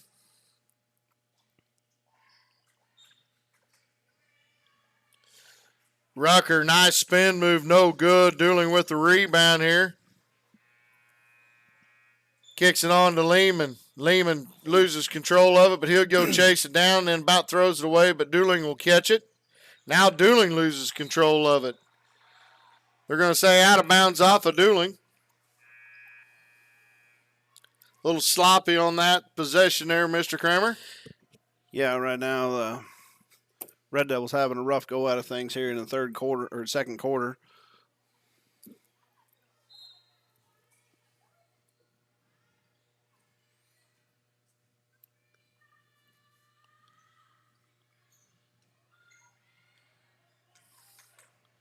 Good defense there by the Devils. Meads loose. McCoy goes up. Dillinger blocks it. Eureka will have a chance to reset there. Devils was a little bit out of possession as they was going with that trap defense. Casper for three, and he buries it. That's his second three of the game. 3:25 left here in the second quarter. 23-18.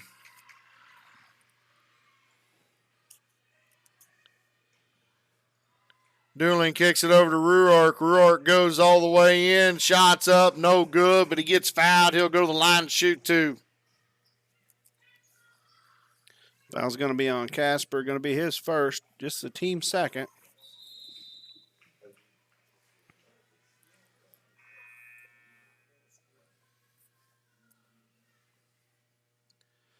Ruark's first free throw's up and good.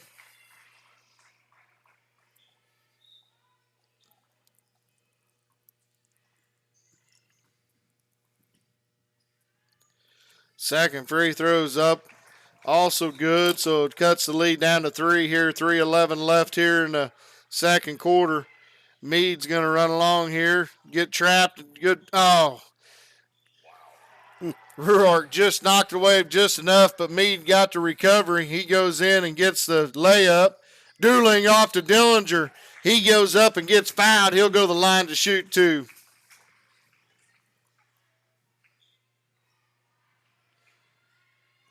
That's just bad luck on that last basket there by Eureka. The Devils were in good possession there. About had Meads tied up, and just the luck of the draw on a tip pass there. Yeah, he was able to get the bounce to come over to him. That foul was on Valentine, going to be his first.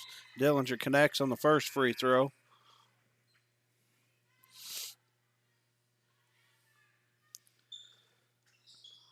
Second free throw, no good. Rebounded by Valentine. He pushes ahead to Rucker. Rucker lays it up and good. Don't see that often happen very often. The Devils getting beat back on defense, but Eureka did it to him there. 27-21, 2:39 left here in the second quarter. Yeah, you should never get beat back on a free throw like that either. I don't know where the miscommunication happened, but the lead is now 6 for. Offensive foul called there on Dillinger as he lowered the shoulder. 2:25 left here in the second period. 6-point lead for Eureka, 27-21. It's going to be Eric's first foul, team third. Bogner checks back in for Erie. Lehman will go take a break.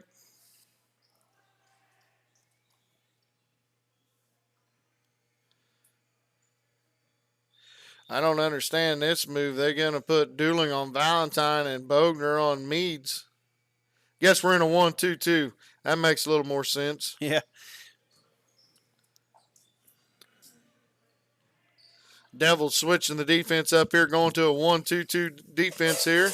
Yeah, going to try to match that quickness of Eureka with some change of personnel on the floor. Nice inside cut by Valentine. He goes up and scores. So 1:50 left here in the second period, 29-21, Eureka over Erie. They'll get it to Bogner inside to Dillinger. This time he goes up and scores. 29-23. Eureka, 1:34 left here in the second quarter. I think with the size advantage, we got to continue to go inside there, Kramer. I don't think anybody can guard Dillinger. Yeah, they've not stopped him all night. The only person stopping Eric Dillinger's himself right there. And Casper for his third three-pointer here in the first half. I bet he hasn't made that many all year. 32-23, 1:11 left here in the second quarter. Get it over to Ruark. Back to Dooling on over to Pasquarelli. Inside to Dillinger. He kicks it out to Dooling. Dooling will shoot a three. No good. No one there for Erie to rebound. 4 red jerseys in the paint.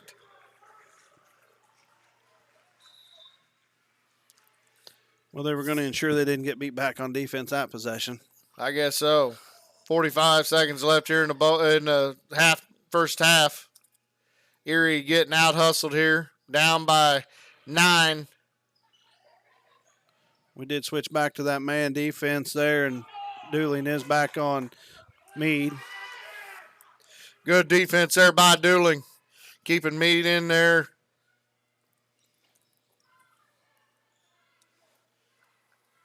.15 seconds. That's McCoy with the three. No good. Bogner with the rebound. Here he comes under 10 seconds left. He's going to get it to Dillinger. Dillinger lays it up and good. 4 seconds. 3, 2. He walked with it. No way that should have counted. They had to travel clear back here in the front court. Going to call him for the second travel, which is going to work out. So that is the half. 32-25. Eureka lead over the Red Devils. We're going to step aside just for a little bit. We'll come back with some first half stats here for the boys action.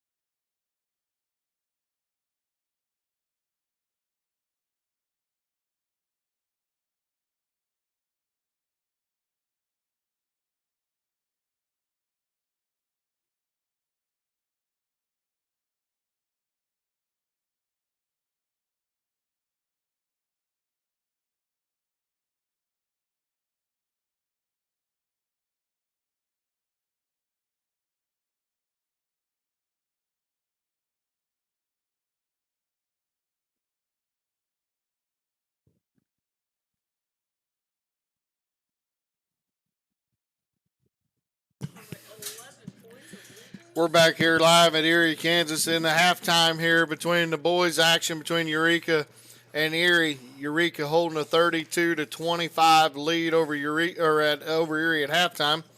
Kramer, what do we have for first half stats? Well, the foul situation, nobody in trouble here on either team. Only 3 fouls called on both teams the first half. Ruark, Pasquarelli, and Dillinger each have 1. Casper, Valentine, and Rucker have 1 for Eureka. Points for the Red Devils, Ruark has 2, Dooling has 4, Pasquarelli with 1, Dillinger with 13, and Lehman with 5. Right now for the Red Devils, it's all the Eric Dillinger show inside. If he can get the ball, he's been able to score with it. I think there's only been a couple touches that he hasn't finished. So right now, looks to me like we just need to kind of keep feeding him the ball, get something going on the outside as well as we can. But right now we're struggling to score from the outside. Lehman with the 3-pointer is the only outside points we've got, and that's probably Lehman's first 3-pointer of the season. Yeah, and a big factor here, and I agree, they're not going to be able to stop us inside.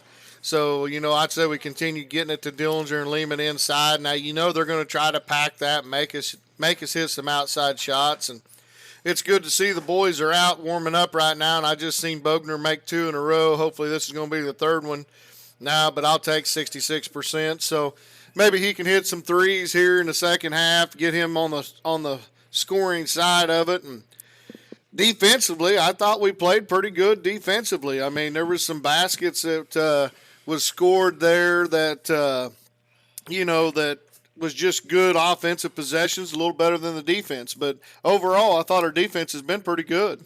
Yeah, Casper's hit 3 3-pointers, and that's somebody that I don't think you really keyed in on. Like you said, he probably hasn't hit 3 in a game all year, and he's nailed 3 of them here in the first half. Hasn't even missed one yet. So, that's just something we got to transition here at halftime. Rucker's got 9 and Valentine with 10. We knew Valentine would be able to score. And Rucker, I mean, there's no real surprises there. We just got to continue playing defense and try not to give up those 3-point baskets any more than we've gave up 5 here in the first half, and we can't give up 5 the second half. Yeah, no doubt. I mean, this might be one of the largest deficits at halftime that we've had since we lost to Riverton. Looking back, I don't think we've ever had a deficit this big. Maybe the Riverton game, but boys went in the locker room. And I'm sure Coach Pfeiffer just told them, the team with the most heart's going to win this game tonight. So let's come out to second half and try to get some defensive stops and put the ball in the cylinder on our end and try to clear this thing out. Yeah, and you always want to be leading at the end of every quarter if you can. But this isn't a bad position to be in right now. This point in time in the season, we know we're going to go down the stretch. If we want to move on, the state tournament, which is where we want to head with this season, you're going to play teams that are better than you that particular night at that particular moment. And you've got to figure out on that night, how do we beat them? And, right now, Eureka's outplaying us in the first half. They led 15-13 at the first quarter, leading here 32-25 at the half. So right now, Eureka's outplayed us. We have to figure out how to beat them. And, that's going to be a good test for this Red Devil team to go on tonight to try to get this victory and set the stage for how they want to move throughout here coming into Sub-State and on down the road is, we've got to be able to make those corrections and beat a team after coming out of halftime at a loss.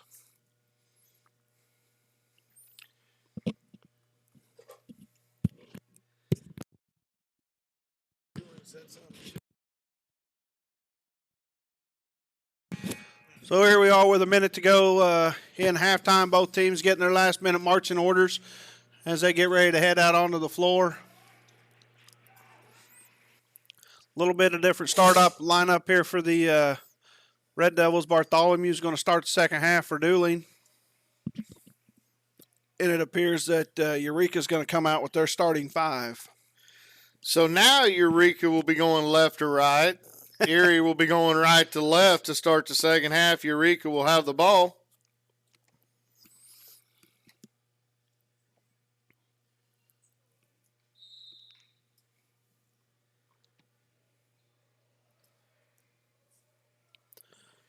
Erie staying in the man-to-man defense here. Get it into Valentine, kick it over to Casper. He gets another three, no good.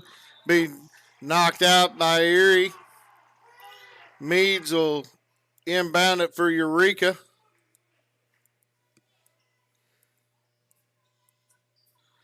Valentine tries to go inside to Meads, off to Rutger. Rutgers three, no good. Dillinger with the rebound. He'll get it to Bartholomew. Over to Lehman. Bartholomew over to Pasquarelli. Pasquarelli tries to get it to Lehman. It's knocked away there by McCoy.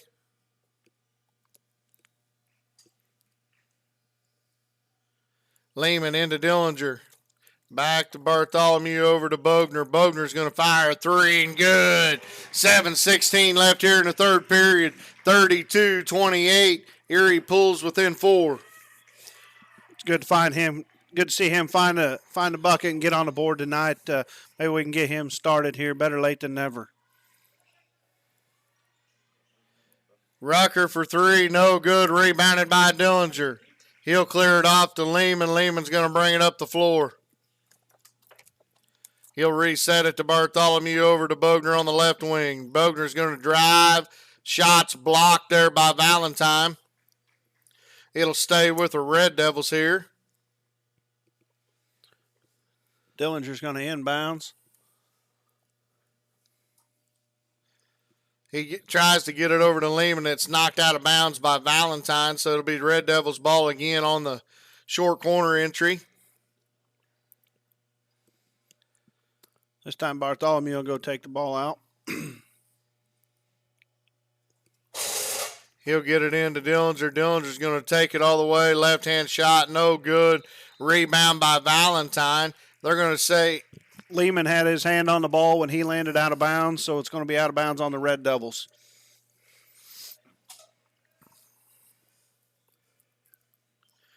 Devils staying in a full court man-to-man pressure here. Good job there by Bartholomew stopping the Meads. Valentine kicks it over to McCoy. Hand off to Meads. Inside to Carlson, or Casper. Shots up and good. 6:13 left here in the third, 34-28.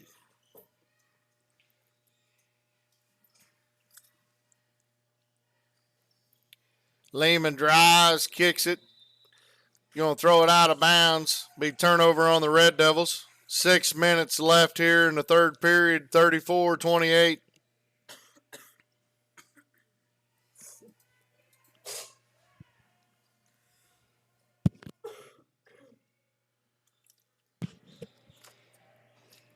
Rucker, he drives, shots up and good. Just like that, Eureka's put back out to an 8-point lead, 5:42 left here in the third quarter, 36-28.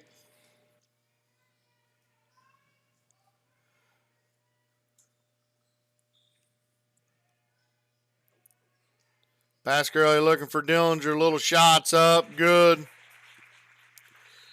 Timeout here by the Red Devils, be a full timeout. 5:23 left here in the third period, 36-30. Come out there hot right off the bat there, Mr. Kramer, and then we kind of let Eureka slip back in there and score 6 or 8 points. Well, it's, Bogner finally got on the board with the three, and then the offense has been a little stagnant, kind of thrown the ball away a couple times. Defensively, we've only given up 4 points this half so far, so we're not in bad shape. But when you're down, you can't match points, and right now that's what the Red Devils are doing, is just matching the points of Eureka, and we've got to get that cleaned up and get back to 3 minutes into this quarter, and we've only got it into Dillinger once, and he scored with it. We need to keep going to him until they prove that they can stop him. And that's just going to help open up that shot outside for these other guys to keep shooting. So just got to get back to what we were doing there and keep playing the game. That's right. And we're only down by 6 here. 5:23 left in the third. Looks like we're going to pick them up full court, man. Bartholomew's going to be trying to guard Meads. Meads brings it across, kicks it to Casper. Did a good job there by Bogner. He tips it away and steals it. He get it to Lehman. Lehman's going to bring it up. Looked like he got fouled. No foul call, though. Ruark is in the corner, kicks it back to Bartholomew. Now Ruark's going to try to drive. Shot goes up, no good. Lehman with the Lehman tried to put it back up, but it was no good. Ruark crashed the board, and I believe they got him for the foul, Kramer. Man, I can't believe you're going to get him for that reach in and grab foul on that ball with all the contact that you're letting go inside there. I'm not saying he didn't have some contact on him, but with the contact that's going on in there, I don't understand why you're calling that foul and not some of those others. But Dooling does check back into the game here for the first time in the second half. Valentine brings it up. Casper drives all the way to the hoop. They're going to wave the basket off, call it on the floor. Will be a foul call on Erie. They're going to give that one to Garrett Ruark as well. Now, that's very quickly going to be his third foul.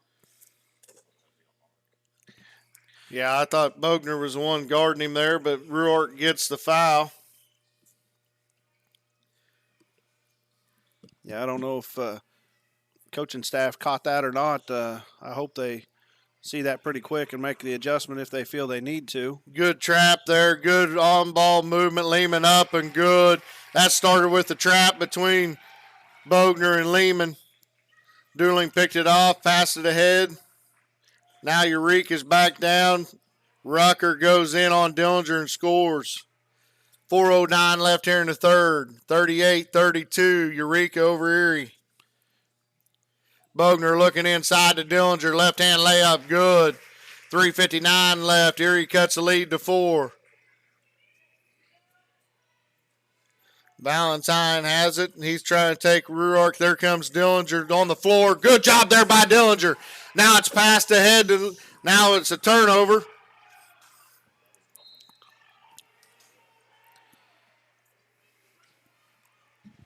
Well, there was a lot of going up, back and forth, bouncing around the floor. Going to end up, when it's all said and done, Bogner's going to get called with the foul. It's going to be his first, team third. Bogner on Casper. She kicks it over to Mead. Back to Casper. He's working on Bogner, gives it off to Rucker. Devils still trying. There goes Casper on Bogner. His shot's up and good. Man, he is on fire here tonight. 3:18 left here in the third. 40-34. Eureka over Erie. Yeah, Mark's. It's going to be a foul on Casper. Going to be his second. Mark's got to know when the Casper's got that step on him and he can't come out and crash him. I'm sure Coach told him you got to play a little tighter after he gave up those 3 threes in the first half. But, there's an offset there. You got to judge that, and he's got to just correct. Mark for 3, no good. Rebound by Valentine. They're going to push it up the floor. Now he decides to put the brakes on. 6-point lead here by Eureka. 2:52 left in the third. Meads for 3, no good. Rebound by Coulter. Just getting beat there. Yeah, that was just standing flat-footed, not ready for that shot. I don't know if anybody was ready for that shot as far out as he was, but Dooling's going to pick up a foul a long ways from the basket. It's going to be his first. Team fourth.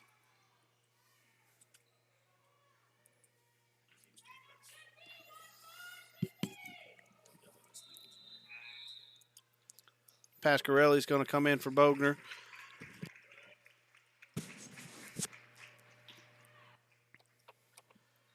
Meads the inbound.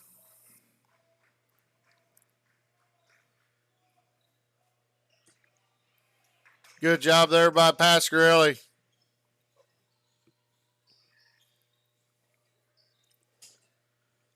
Eureka taking a little bit of the air out of the ball here, working their offense. Pascarelli on Casper. Now Rucker's going to try to drive, kicks it off to Valentine. Blocked by Lehman, but rebound by Coulter.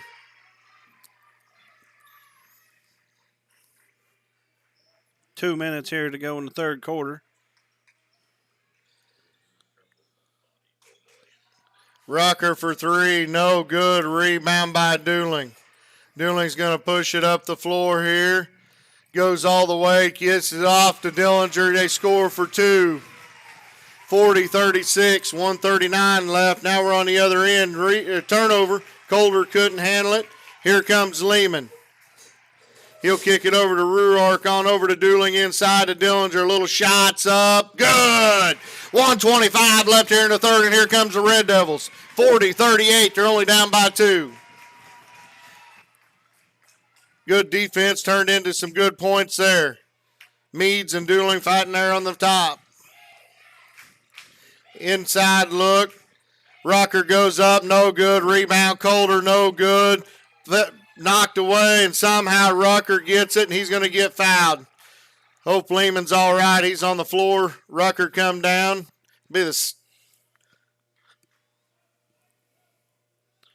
Foul's going to be on Dooling, going to be his second.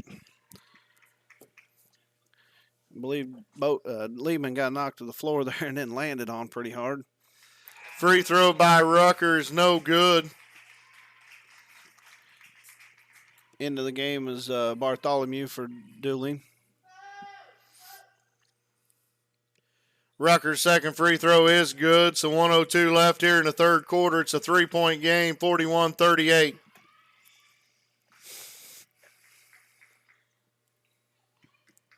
Big possession here with under a minute to go here in the third quarter. An opportunity to tie the game or bring it to 1-1.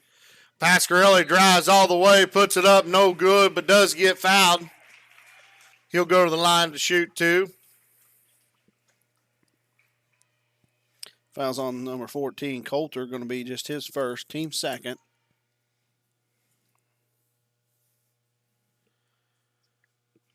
Free throw is up and good for Pascarelli. McCoy back into the game for Coulter. Looks like Bogner come in for Ruark here.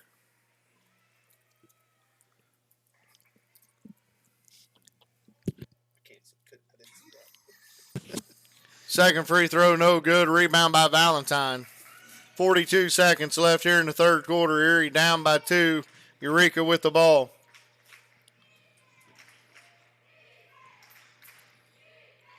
Eureka back to going around the outside here. Looking for the mismatch. Casper back working on Bogner.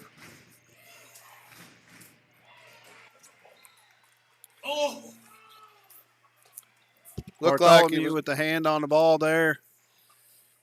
Good hustle there by Bartholomew. I'm not sure if Meads wasn't the last one to touch that one. Yeah, I kind of wondered that myself, but the ref not in the position to see it the way we did and gives it back to Eureka. Oh, good pass there to Valentine, but it went right through Rucker's hand. Good news for the Devils is a turnover. It'll be Devils ball here, 8.3 seconds left, down by two.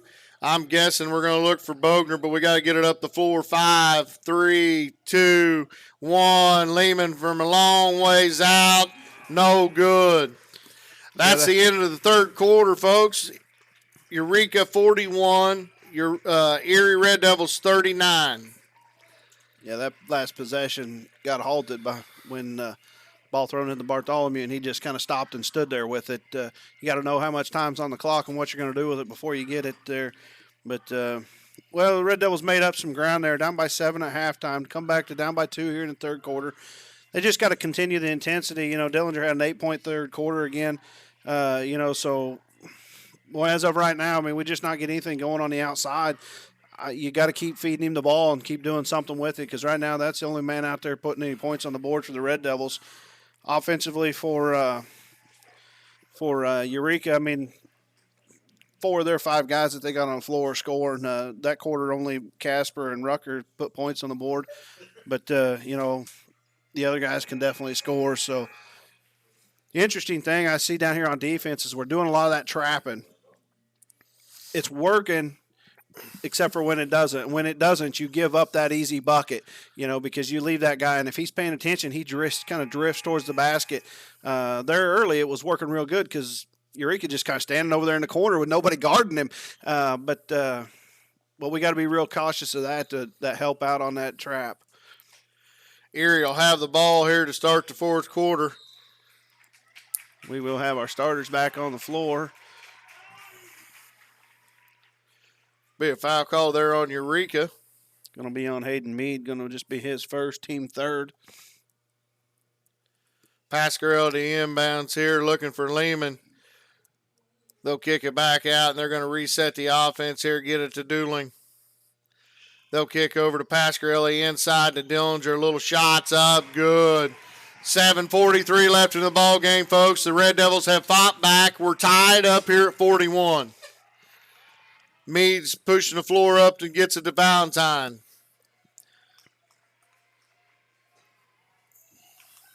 Good defense there by Dooling on Meads. He's going to have to be careful. He's going to get a third foul here. Meads tries to drive, kick it out to Valentine. Rucker.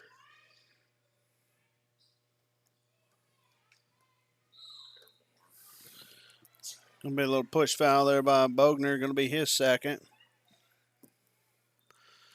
Team fifth. So here we are, 7:07 to go in the game. Like I said, the Red Devils have tied the game back at 41, first time since 15.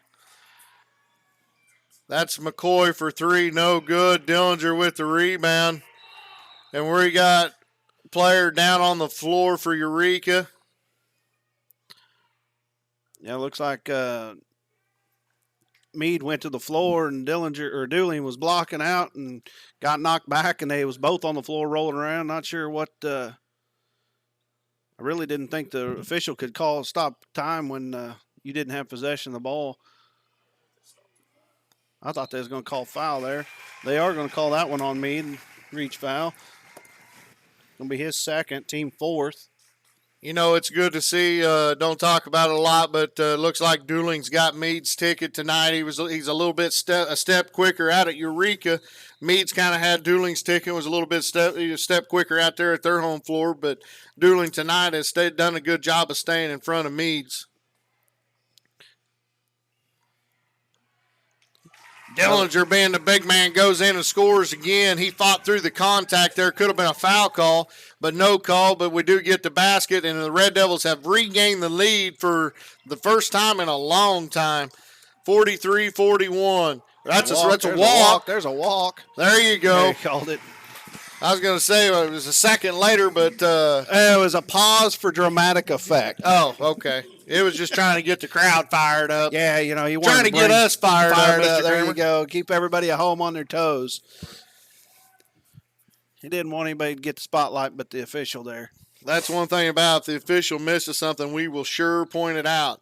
Dooling over to Bogner. Bogner for three. No good. Rebound by McCoy.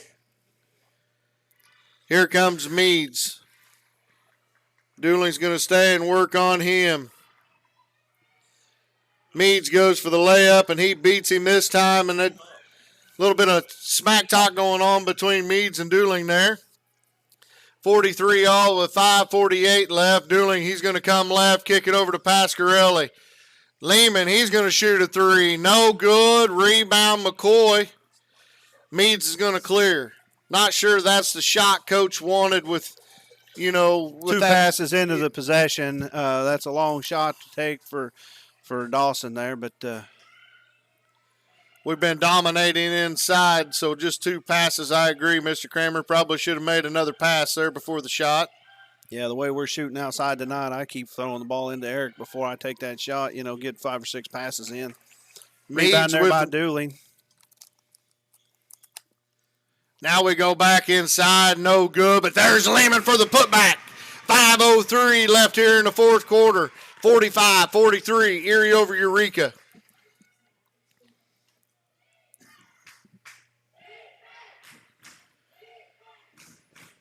Casper looking to set something up here on Bogner. He'll kick it over to Rucker. On over to McCoy, now down to Casper.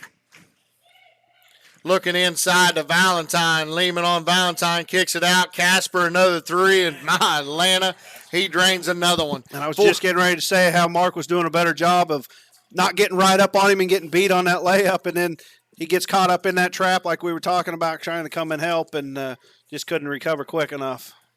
Erie working around the outside is going to go into Dillinger. Kick it back to Dooley. They're going to rotate around. Bogner's going to drive. Little runner short, no good. Rebound by Valentine. Eureka's got the ball. 4 minutes left in the game, up by 1.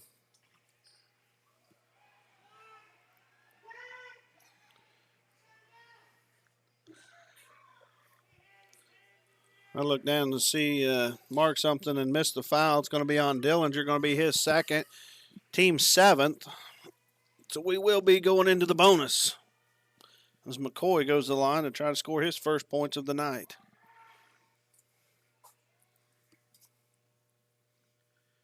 First free throw by McCoy is good.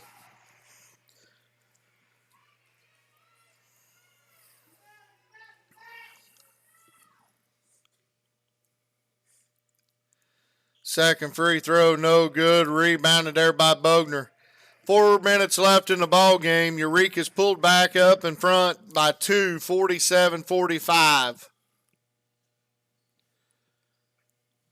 Erie looking around the horn, looking inside to Lehman, kicks it to Bogner. Bogner kicks it back to Pasquarelli. Erie trying to reset here, gets it doodling to right wing, down low to Lehman inside to Dillinger. He's going to go all the way around, left hand good. 3:36 left here in the game, tied up 47 all. Coach wanted a timeout there, and I think they finally granted him one. Be a 30-second timeout with 3:33 left in the game. We're all knotted up here at 47, Mr. Kramer. Yeah, Ryan, it's in a first quarter that's all 5 lead changes. Eureka held on to the lead for almost two full quarters there. We was finally able to take it back there 43-41. And now we've got it tied back up here at 47. So, we got to just continue to play ball. Like I said, there, man, Dillinger had 13 first half points, and he's already got 14 here in this half. We got to just keep feeding him the ball. But we got to protect on the other end. We can't trade 2 points for 3 points. Unless we're the one scoring the 3, and right now tonight that's not the case. So we've got to do a better job keeping Casper off the 3-point shot. Yeah, right now I think we've only scored 2 3-pointers, one by Bogner, one by Lehman. Yes, sir. So the 3-ball not draining here for Erie, but we got full court pressure. They're going to have Valentine bring it up on Lehman. He kicks it down over to Rucker, and he loses control out of it, and it goes out of bounds, so it'll be Erie's ball here. Out of bounds, down the hallway, into the commons, up the stage. It's going to take him a while.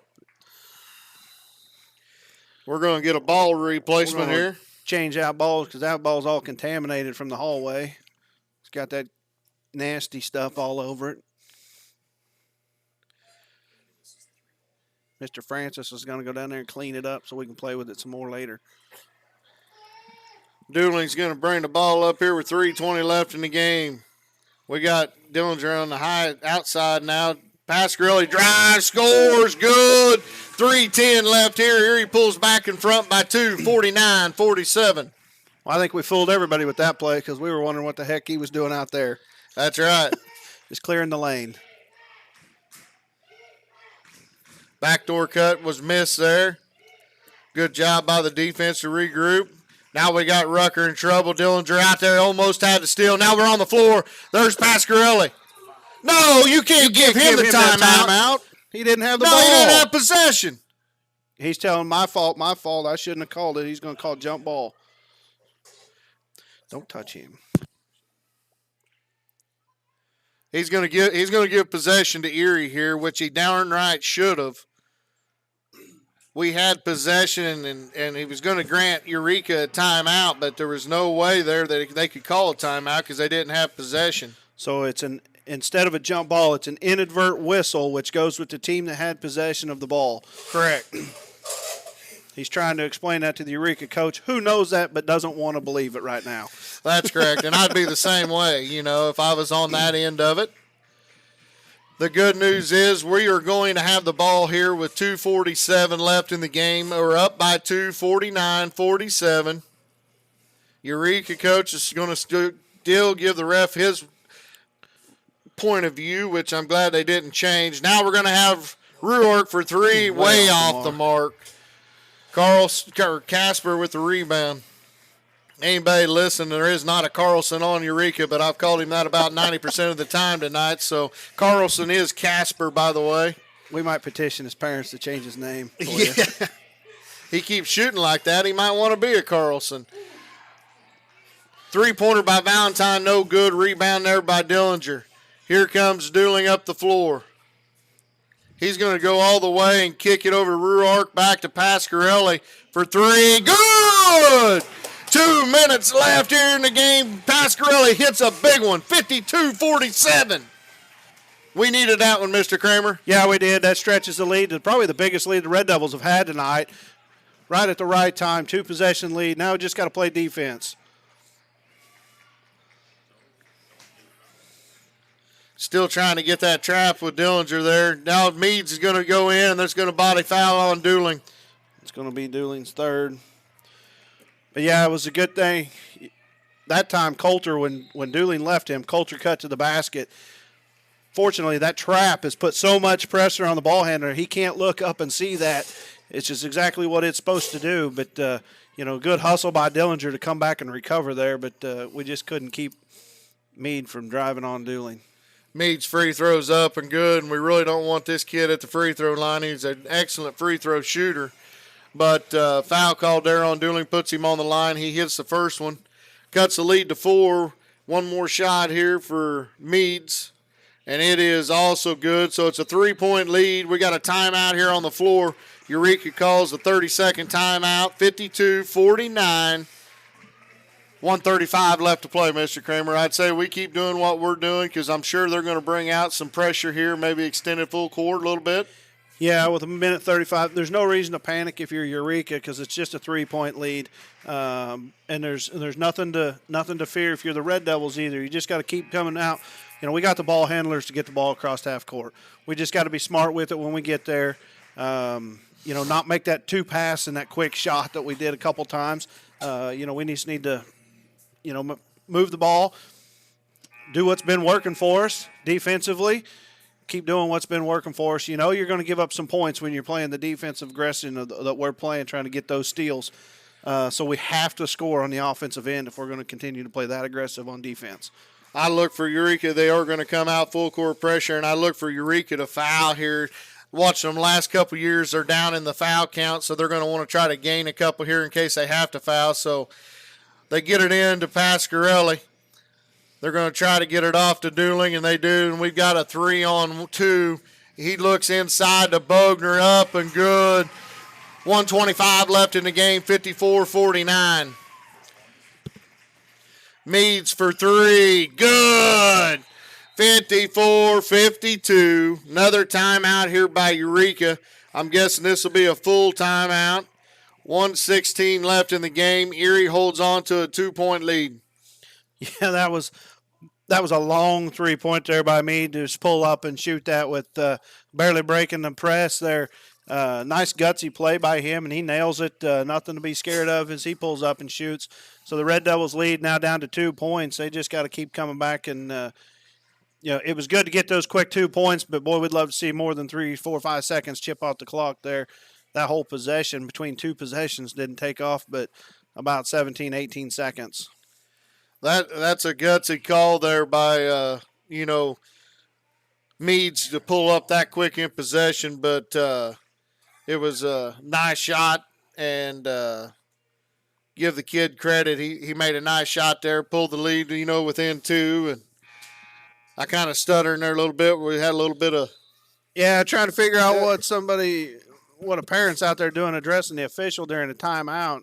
The administration's going to go and probably ask that individual to leave the gymnasium because you cannot be addressing the officials during the ball game. So she is going to be told to leave the. She gone. She gone. Watch from the hallway. So Erie having trouble getting the ball in, does get it into Pasquarelli, and they're trying to foul in my land. I guess the only good news is 2 more seconds stepped out as they was pushing them, but it about looked like Caney the other night, Yeah, I did. That's what I was getting ready to say. Shove him out of bounds, and at least we got the call tonight. That foul was on Coulter, going to be his second. They get it into Dooling, and here comes Dooling across the half-court line. He's going to pick it up, and they're going to foul there too. I believe they're going to call this one on Casper. That's going to be his third. Eureka doing what I figured they would. The last couple of years I've watched, as a matter of fact, the last 3 years, this coach does a good job of going ahead and using his fouls now so that way he can get into stopping the clock whenever he needs to. So they get it into Lehman, and they're not going to foul right now because we're back to the, being in the bonus. They're going to try to trap, and it's knocked out of bounds. Now we're under a minute. Do you think, 2-point lead, they're probably going to try to get that quick steal. If they can't get that quick steal, probably going to go ahead and foul now. Yeah, they might. I don't know if I was a coach, I'd go ahead about 15 seconds, try to get that steal a time or two, and then if you don't, go ahead and foul with 45 seconds left and go from there. So we got it in the person's hand we want. We got it in Bogner's hand. He's going to try to take care of it, hand off to Dooling. Reach out foul there on Meade. So Dooling will go to the line. He'll shoot a 1-and-1, 51.5 seconds left. Erie up by 2, 54-52. So that'll be Meade's third foul. Ruark's going to come in the game for Bogner. A little bit of offense for defense there. Yeah, Ruark's got some real quick feet down there, and also he's a good shot, so if he does stay in on the offensive side, it's not going to hurt you none. Dooling's first shot's up and good, and that's a big one for the Red Devils right there. His first points of the second half puts the Red Devils back up by 3.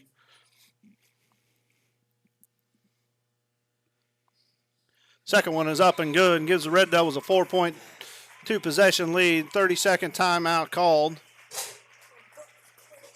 by the Red Devils. So 51.5 seconds to go here in regulation. 56-52, Red Devils lead. Well, Kramer, 2 games in a row. This one not quite as tight as it was in Caney with the time that's left on, but it could get tight that way pretty quick with the way Eureka's been shooting a 3-ball tonight. So hopefully we can just play good defense here.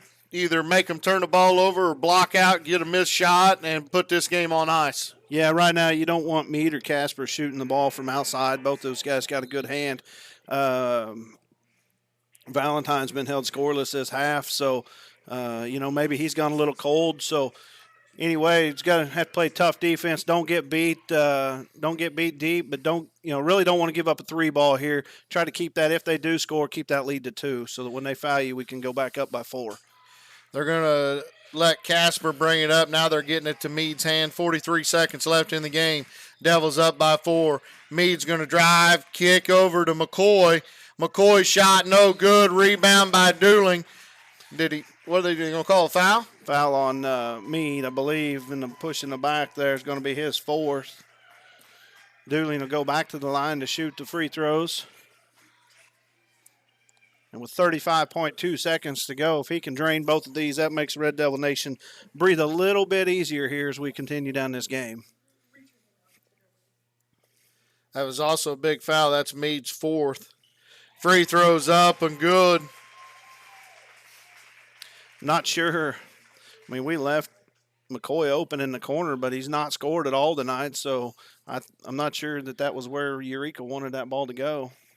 If you want anybody shooting, I think I'd want McCoy to shoot it though. I mean, he's not a big offensive threat. So Meade is. They're going to have a timeout called there. I wasn't sure. I looked up and Meade was past Dooling, and I'm like, what happened here? But so 31.5 seconds to go. Red Devils got a 6-point lead. Eureka's got the ball. They're into the floor. It's going to be on the sideline on the opposite side of the court. And Eureka has a timeout, full timeout. Did you see the clock before? What is it, round 35? 35? Yeah, 31.5 or 35.1, something. Okay, so mid-30s left here, 6-point lead. just like the last possession, I say we get on their 3 shooters. You can't leave the Rucker kid home. I know open. I know he's just a freshman, but he's hit some big baskets all year. So, I put extra pressure on the Rucker kid. Obviously, the Casper kid tonight, you can't leave him open because he's been hitting everything. Yeah, and then the Meads kid is always a threat. Yeah, they've got plenty of opportunities. So we're going to have our defensive unit on the floor for sure here to try to get a stop. And, you don't want to give up a big 3-point shot, and you don't want to foul a shooter right now. 31 and a half seconds, folks. Here we go. Meads going to control the ball. He's going to kick it off to Casper, back to Meads. A long 3-pointer, and he drains it. Makes it a 5-point game. 3-point game, I'm sorry. That foul's going to be on Casper. Clock's. I'm not going to say anything, but the clock ran off about 3 extra seconds there. Yeah, and everybody in the gym caught it. So they're going to put a little bit of time back on here. Eureka coach doesn't think they're putting enough on in the conversation. 16 seconds is where we're going to put it. As Dooling goes back to the line to try to make this back to a 5-point game. That foul was on Casper. It's going to be his 4th. So Casper and Meade have 4 for the Tornadoes.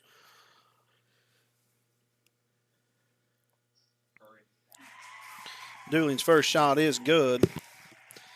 That's good news that Casper and Meade both have 4 fouls.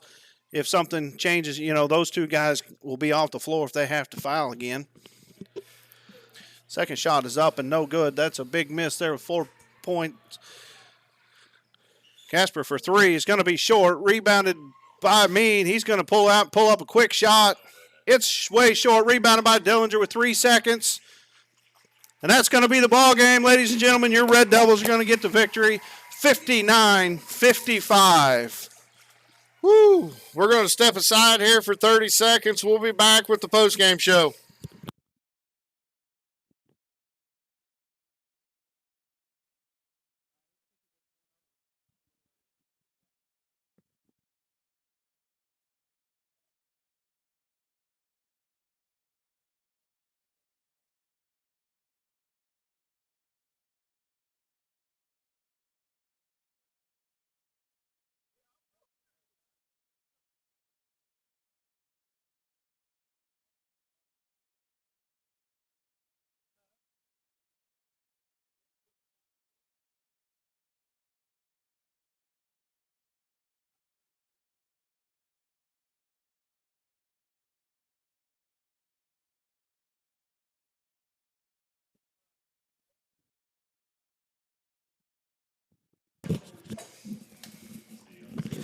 Ladies and gentlemen, we're back here with the last post-game show. Another wild finish here tonight. Erie victorious 59-55 over the Eureka Tornadoes. Kramer, what do we have for stats for this game? Well, Ryan, Ruark's going to finish with those 2 points he had in the first half. Bogner got on the board in the second half, but only had 5. Dooling had 5 for 6 from the free throw line in the second half and 4 in the first half, so he had a total of 9 for the night. And Pasquarelli ends with 7. Lehman ends with 9. I forgot to add my totals. And leading all scorers in the contest is going to be Eric Dillinger with 27.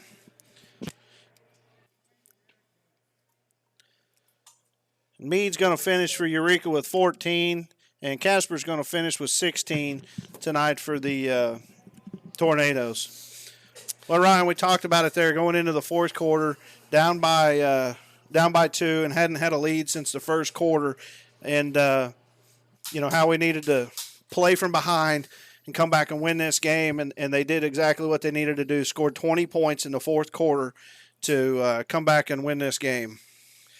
Yeah, they came together and they scored there and finished the game out, got victorious tonight.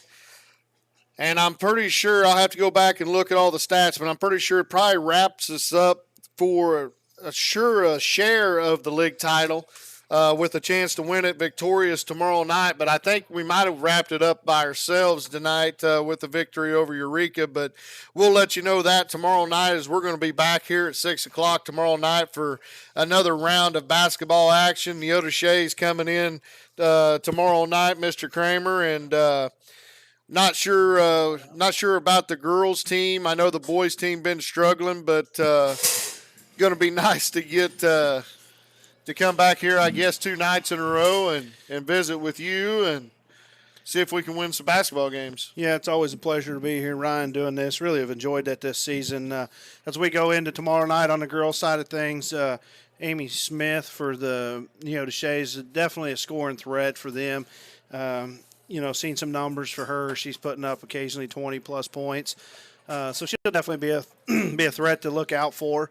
Be interesting to see if we continue this 1-3-1 or if we go back to that boxing one that we played early in the season when we had some of them girls that, some of them teams that had some of them scoring threats.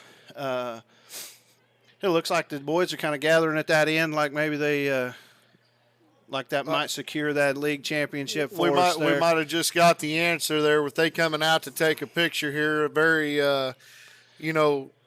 Piper doesn't do this a lot with the kids, so I'm guessing this might be the answer to our question. We're going to go ahead and say Erie Red Devils are league champions on the boys' side this year, something that they've tried to do the last couple of years but end up coming up a game short. So, you know what? Congratulations, Erie Red Devils, for the league title this year. Yeah, they've worked hard. They've worked hard to earn that. A lot of time in practice, and over the last few years, had picked up some rough losses where they didn't want to be. And this year, things just kind of fit all together for this team this year. Got a great group of seniors out here, and tomorrow night is senior night, so tune into that. Boy, I tell you, on both sides, we got a lot of seniors out there competing this year. I believe there's 6 boys and 5 girls. And, so this group of men, seniors been playing together for a long time. And it's been a long time coming for these guys to get this league championship. Ryan, you was a big part of that, and Chad a big part of that when these kids were younger, running around to ball tournaments and putting them kids, getting them some minutes on the floor. Seeing some of this competition, playing some of these kids here at Eureka and some of them tournaments, and it's nice to get this reward and see these kids get that reward they worked so hard for. Yeah, and I tell you, don't get I don't know what I'm trying to say here. Don't get choked up very often, but I tell you. Mr. Boaz and myself, we did spend a lot of time on the road traveling all over the state of Kansas, all over the state of Missouri.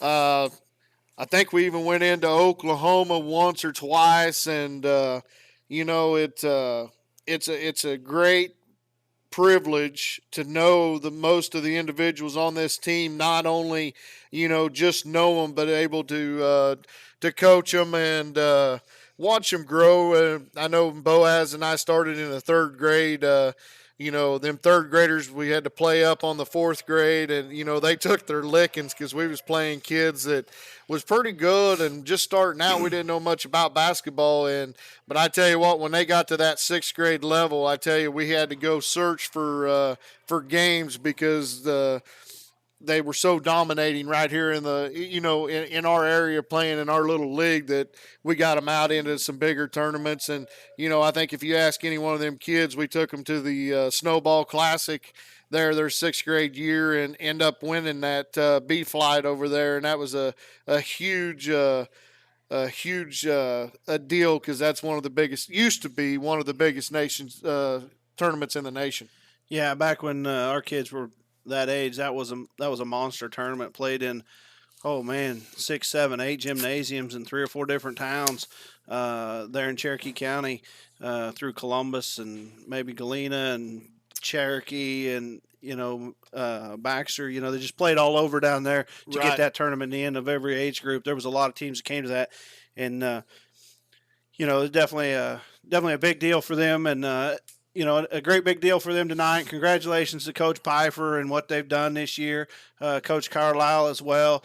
You can't have a successful team without a great assistant coach by your side, and I think Carlisle's been able to be that man for them this year, and really help Coach Pfeiffer, stay with the game and keep his head where it needs to be, so that he can keep focused like he needs to focus. Yeah, you hit the nail on the head there. Mr. Carlisle does a great job doing what he is supposed to do as an assistant. You watch him down there; he doesn't get involved in too much. He lets Mr. Pfeiffer control the game, but he keeps up on all the stats, letting them know who's in foul trouble and who's not, who's got the hot hand, And he's the first one to tell Pfeiffer who missed their defensive position down on the other end too. So. Big thanks to Mr. Carlisle. Huge thanks to Mr. Pfeiffer. You've made this team a great one here at the high school level. Looking forward to coming back again tomorrow night, trying to get another victory, get ready for sub-state, and hopefully roll into sub-state, and if the good Lord and willing, maybe get both teams to state again get both teams to state this year. Yeah, it's no doubt going to be an uphill battle for everybody. There's you get down to this time of the season, there's no easy game left to win, and looking at that girls bracket, I've looked at it quite a bit, and we're going to probably come in, like I said, that number 4 seed, with 6 losses, if we can win tomorrow, and the number 3 seed's only going to have 3 losses. And I believe the number 2 seed's got 2 losses. Number 1 seed's going to have 1. So that's definitely, girls' side is a tough sub-state this year. And, boys' side, don't let records fool you. There's going to be a little disparity on the record side of things. We're definitely going to come in at an easy number 1 seed, but those 2 and 3 seed teams are going to have some losses to some pretty darn good teams on their schedule. So, Colgan's going to come in somewhere around 500, and I think they did last year, and we played them there in the championship game. So, don't ever count that team out just because of the quality of athletes they're able to go out and enroll in their school. And so it's going to be a tough sub-state for both sides. But we got 2 more games yet this week that are going to prep us for that. Neodesha tomorrow night here, senior night. Going to be a 6 o'clock start time for the girls' action, so we hope everybody will join us back here for that. You bet. And with that, we'll be back here tomorrow evening, just like Mr. Kramer said. We're going to sign off for tonight. We got chores left to do when we get home, so we're going to get out of here, go home, take care of our stuff so we can get back with you tomorrow night. Good luck and sleep tight.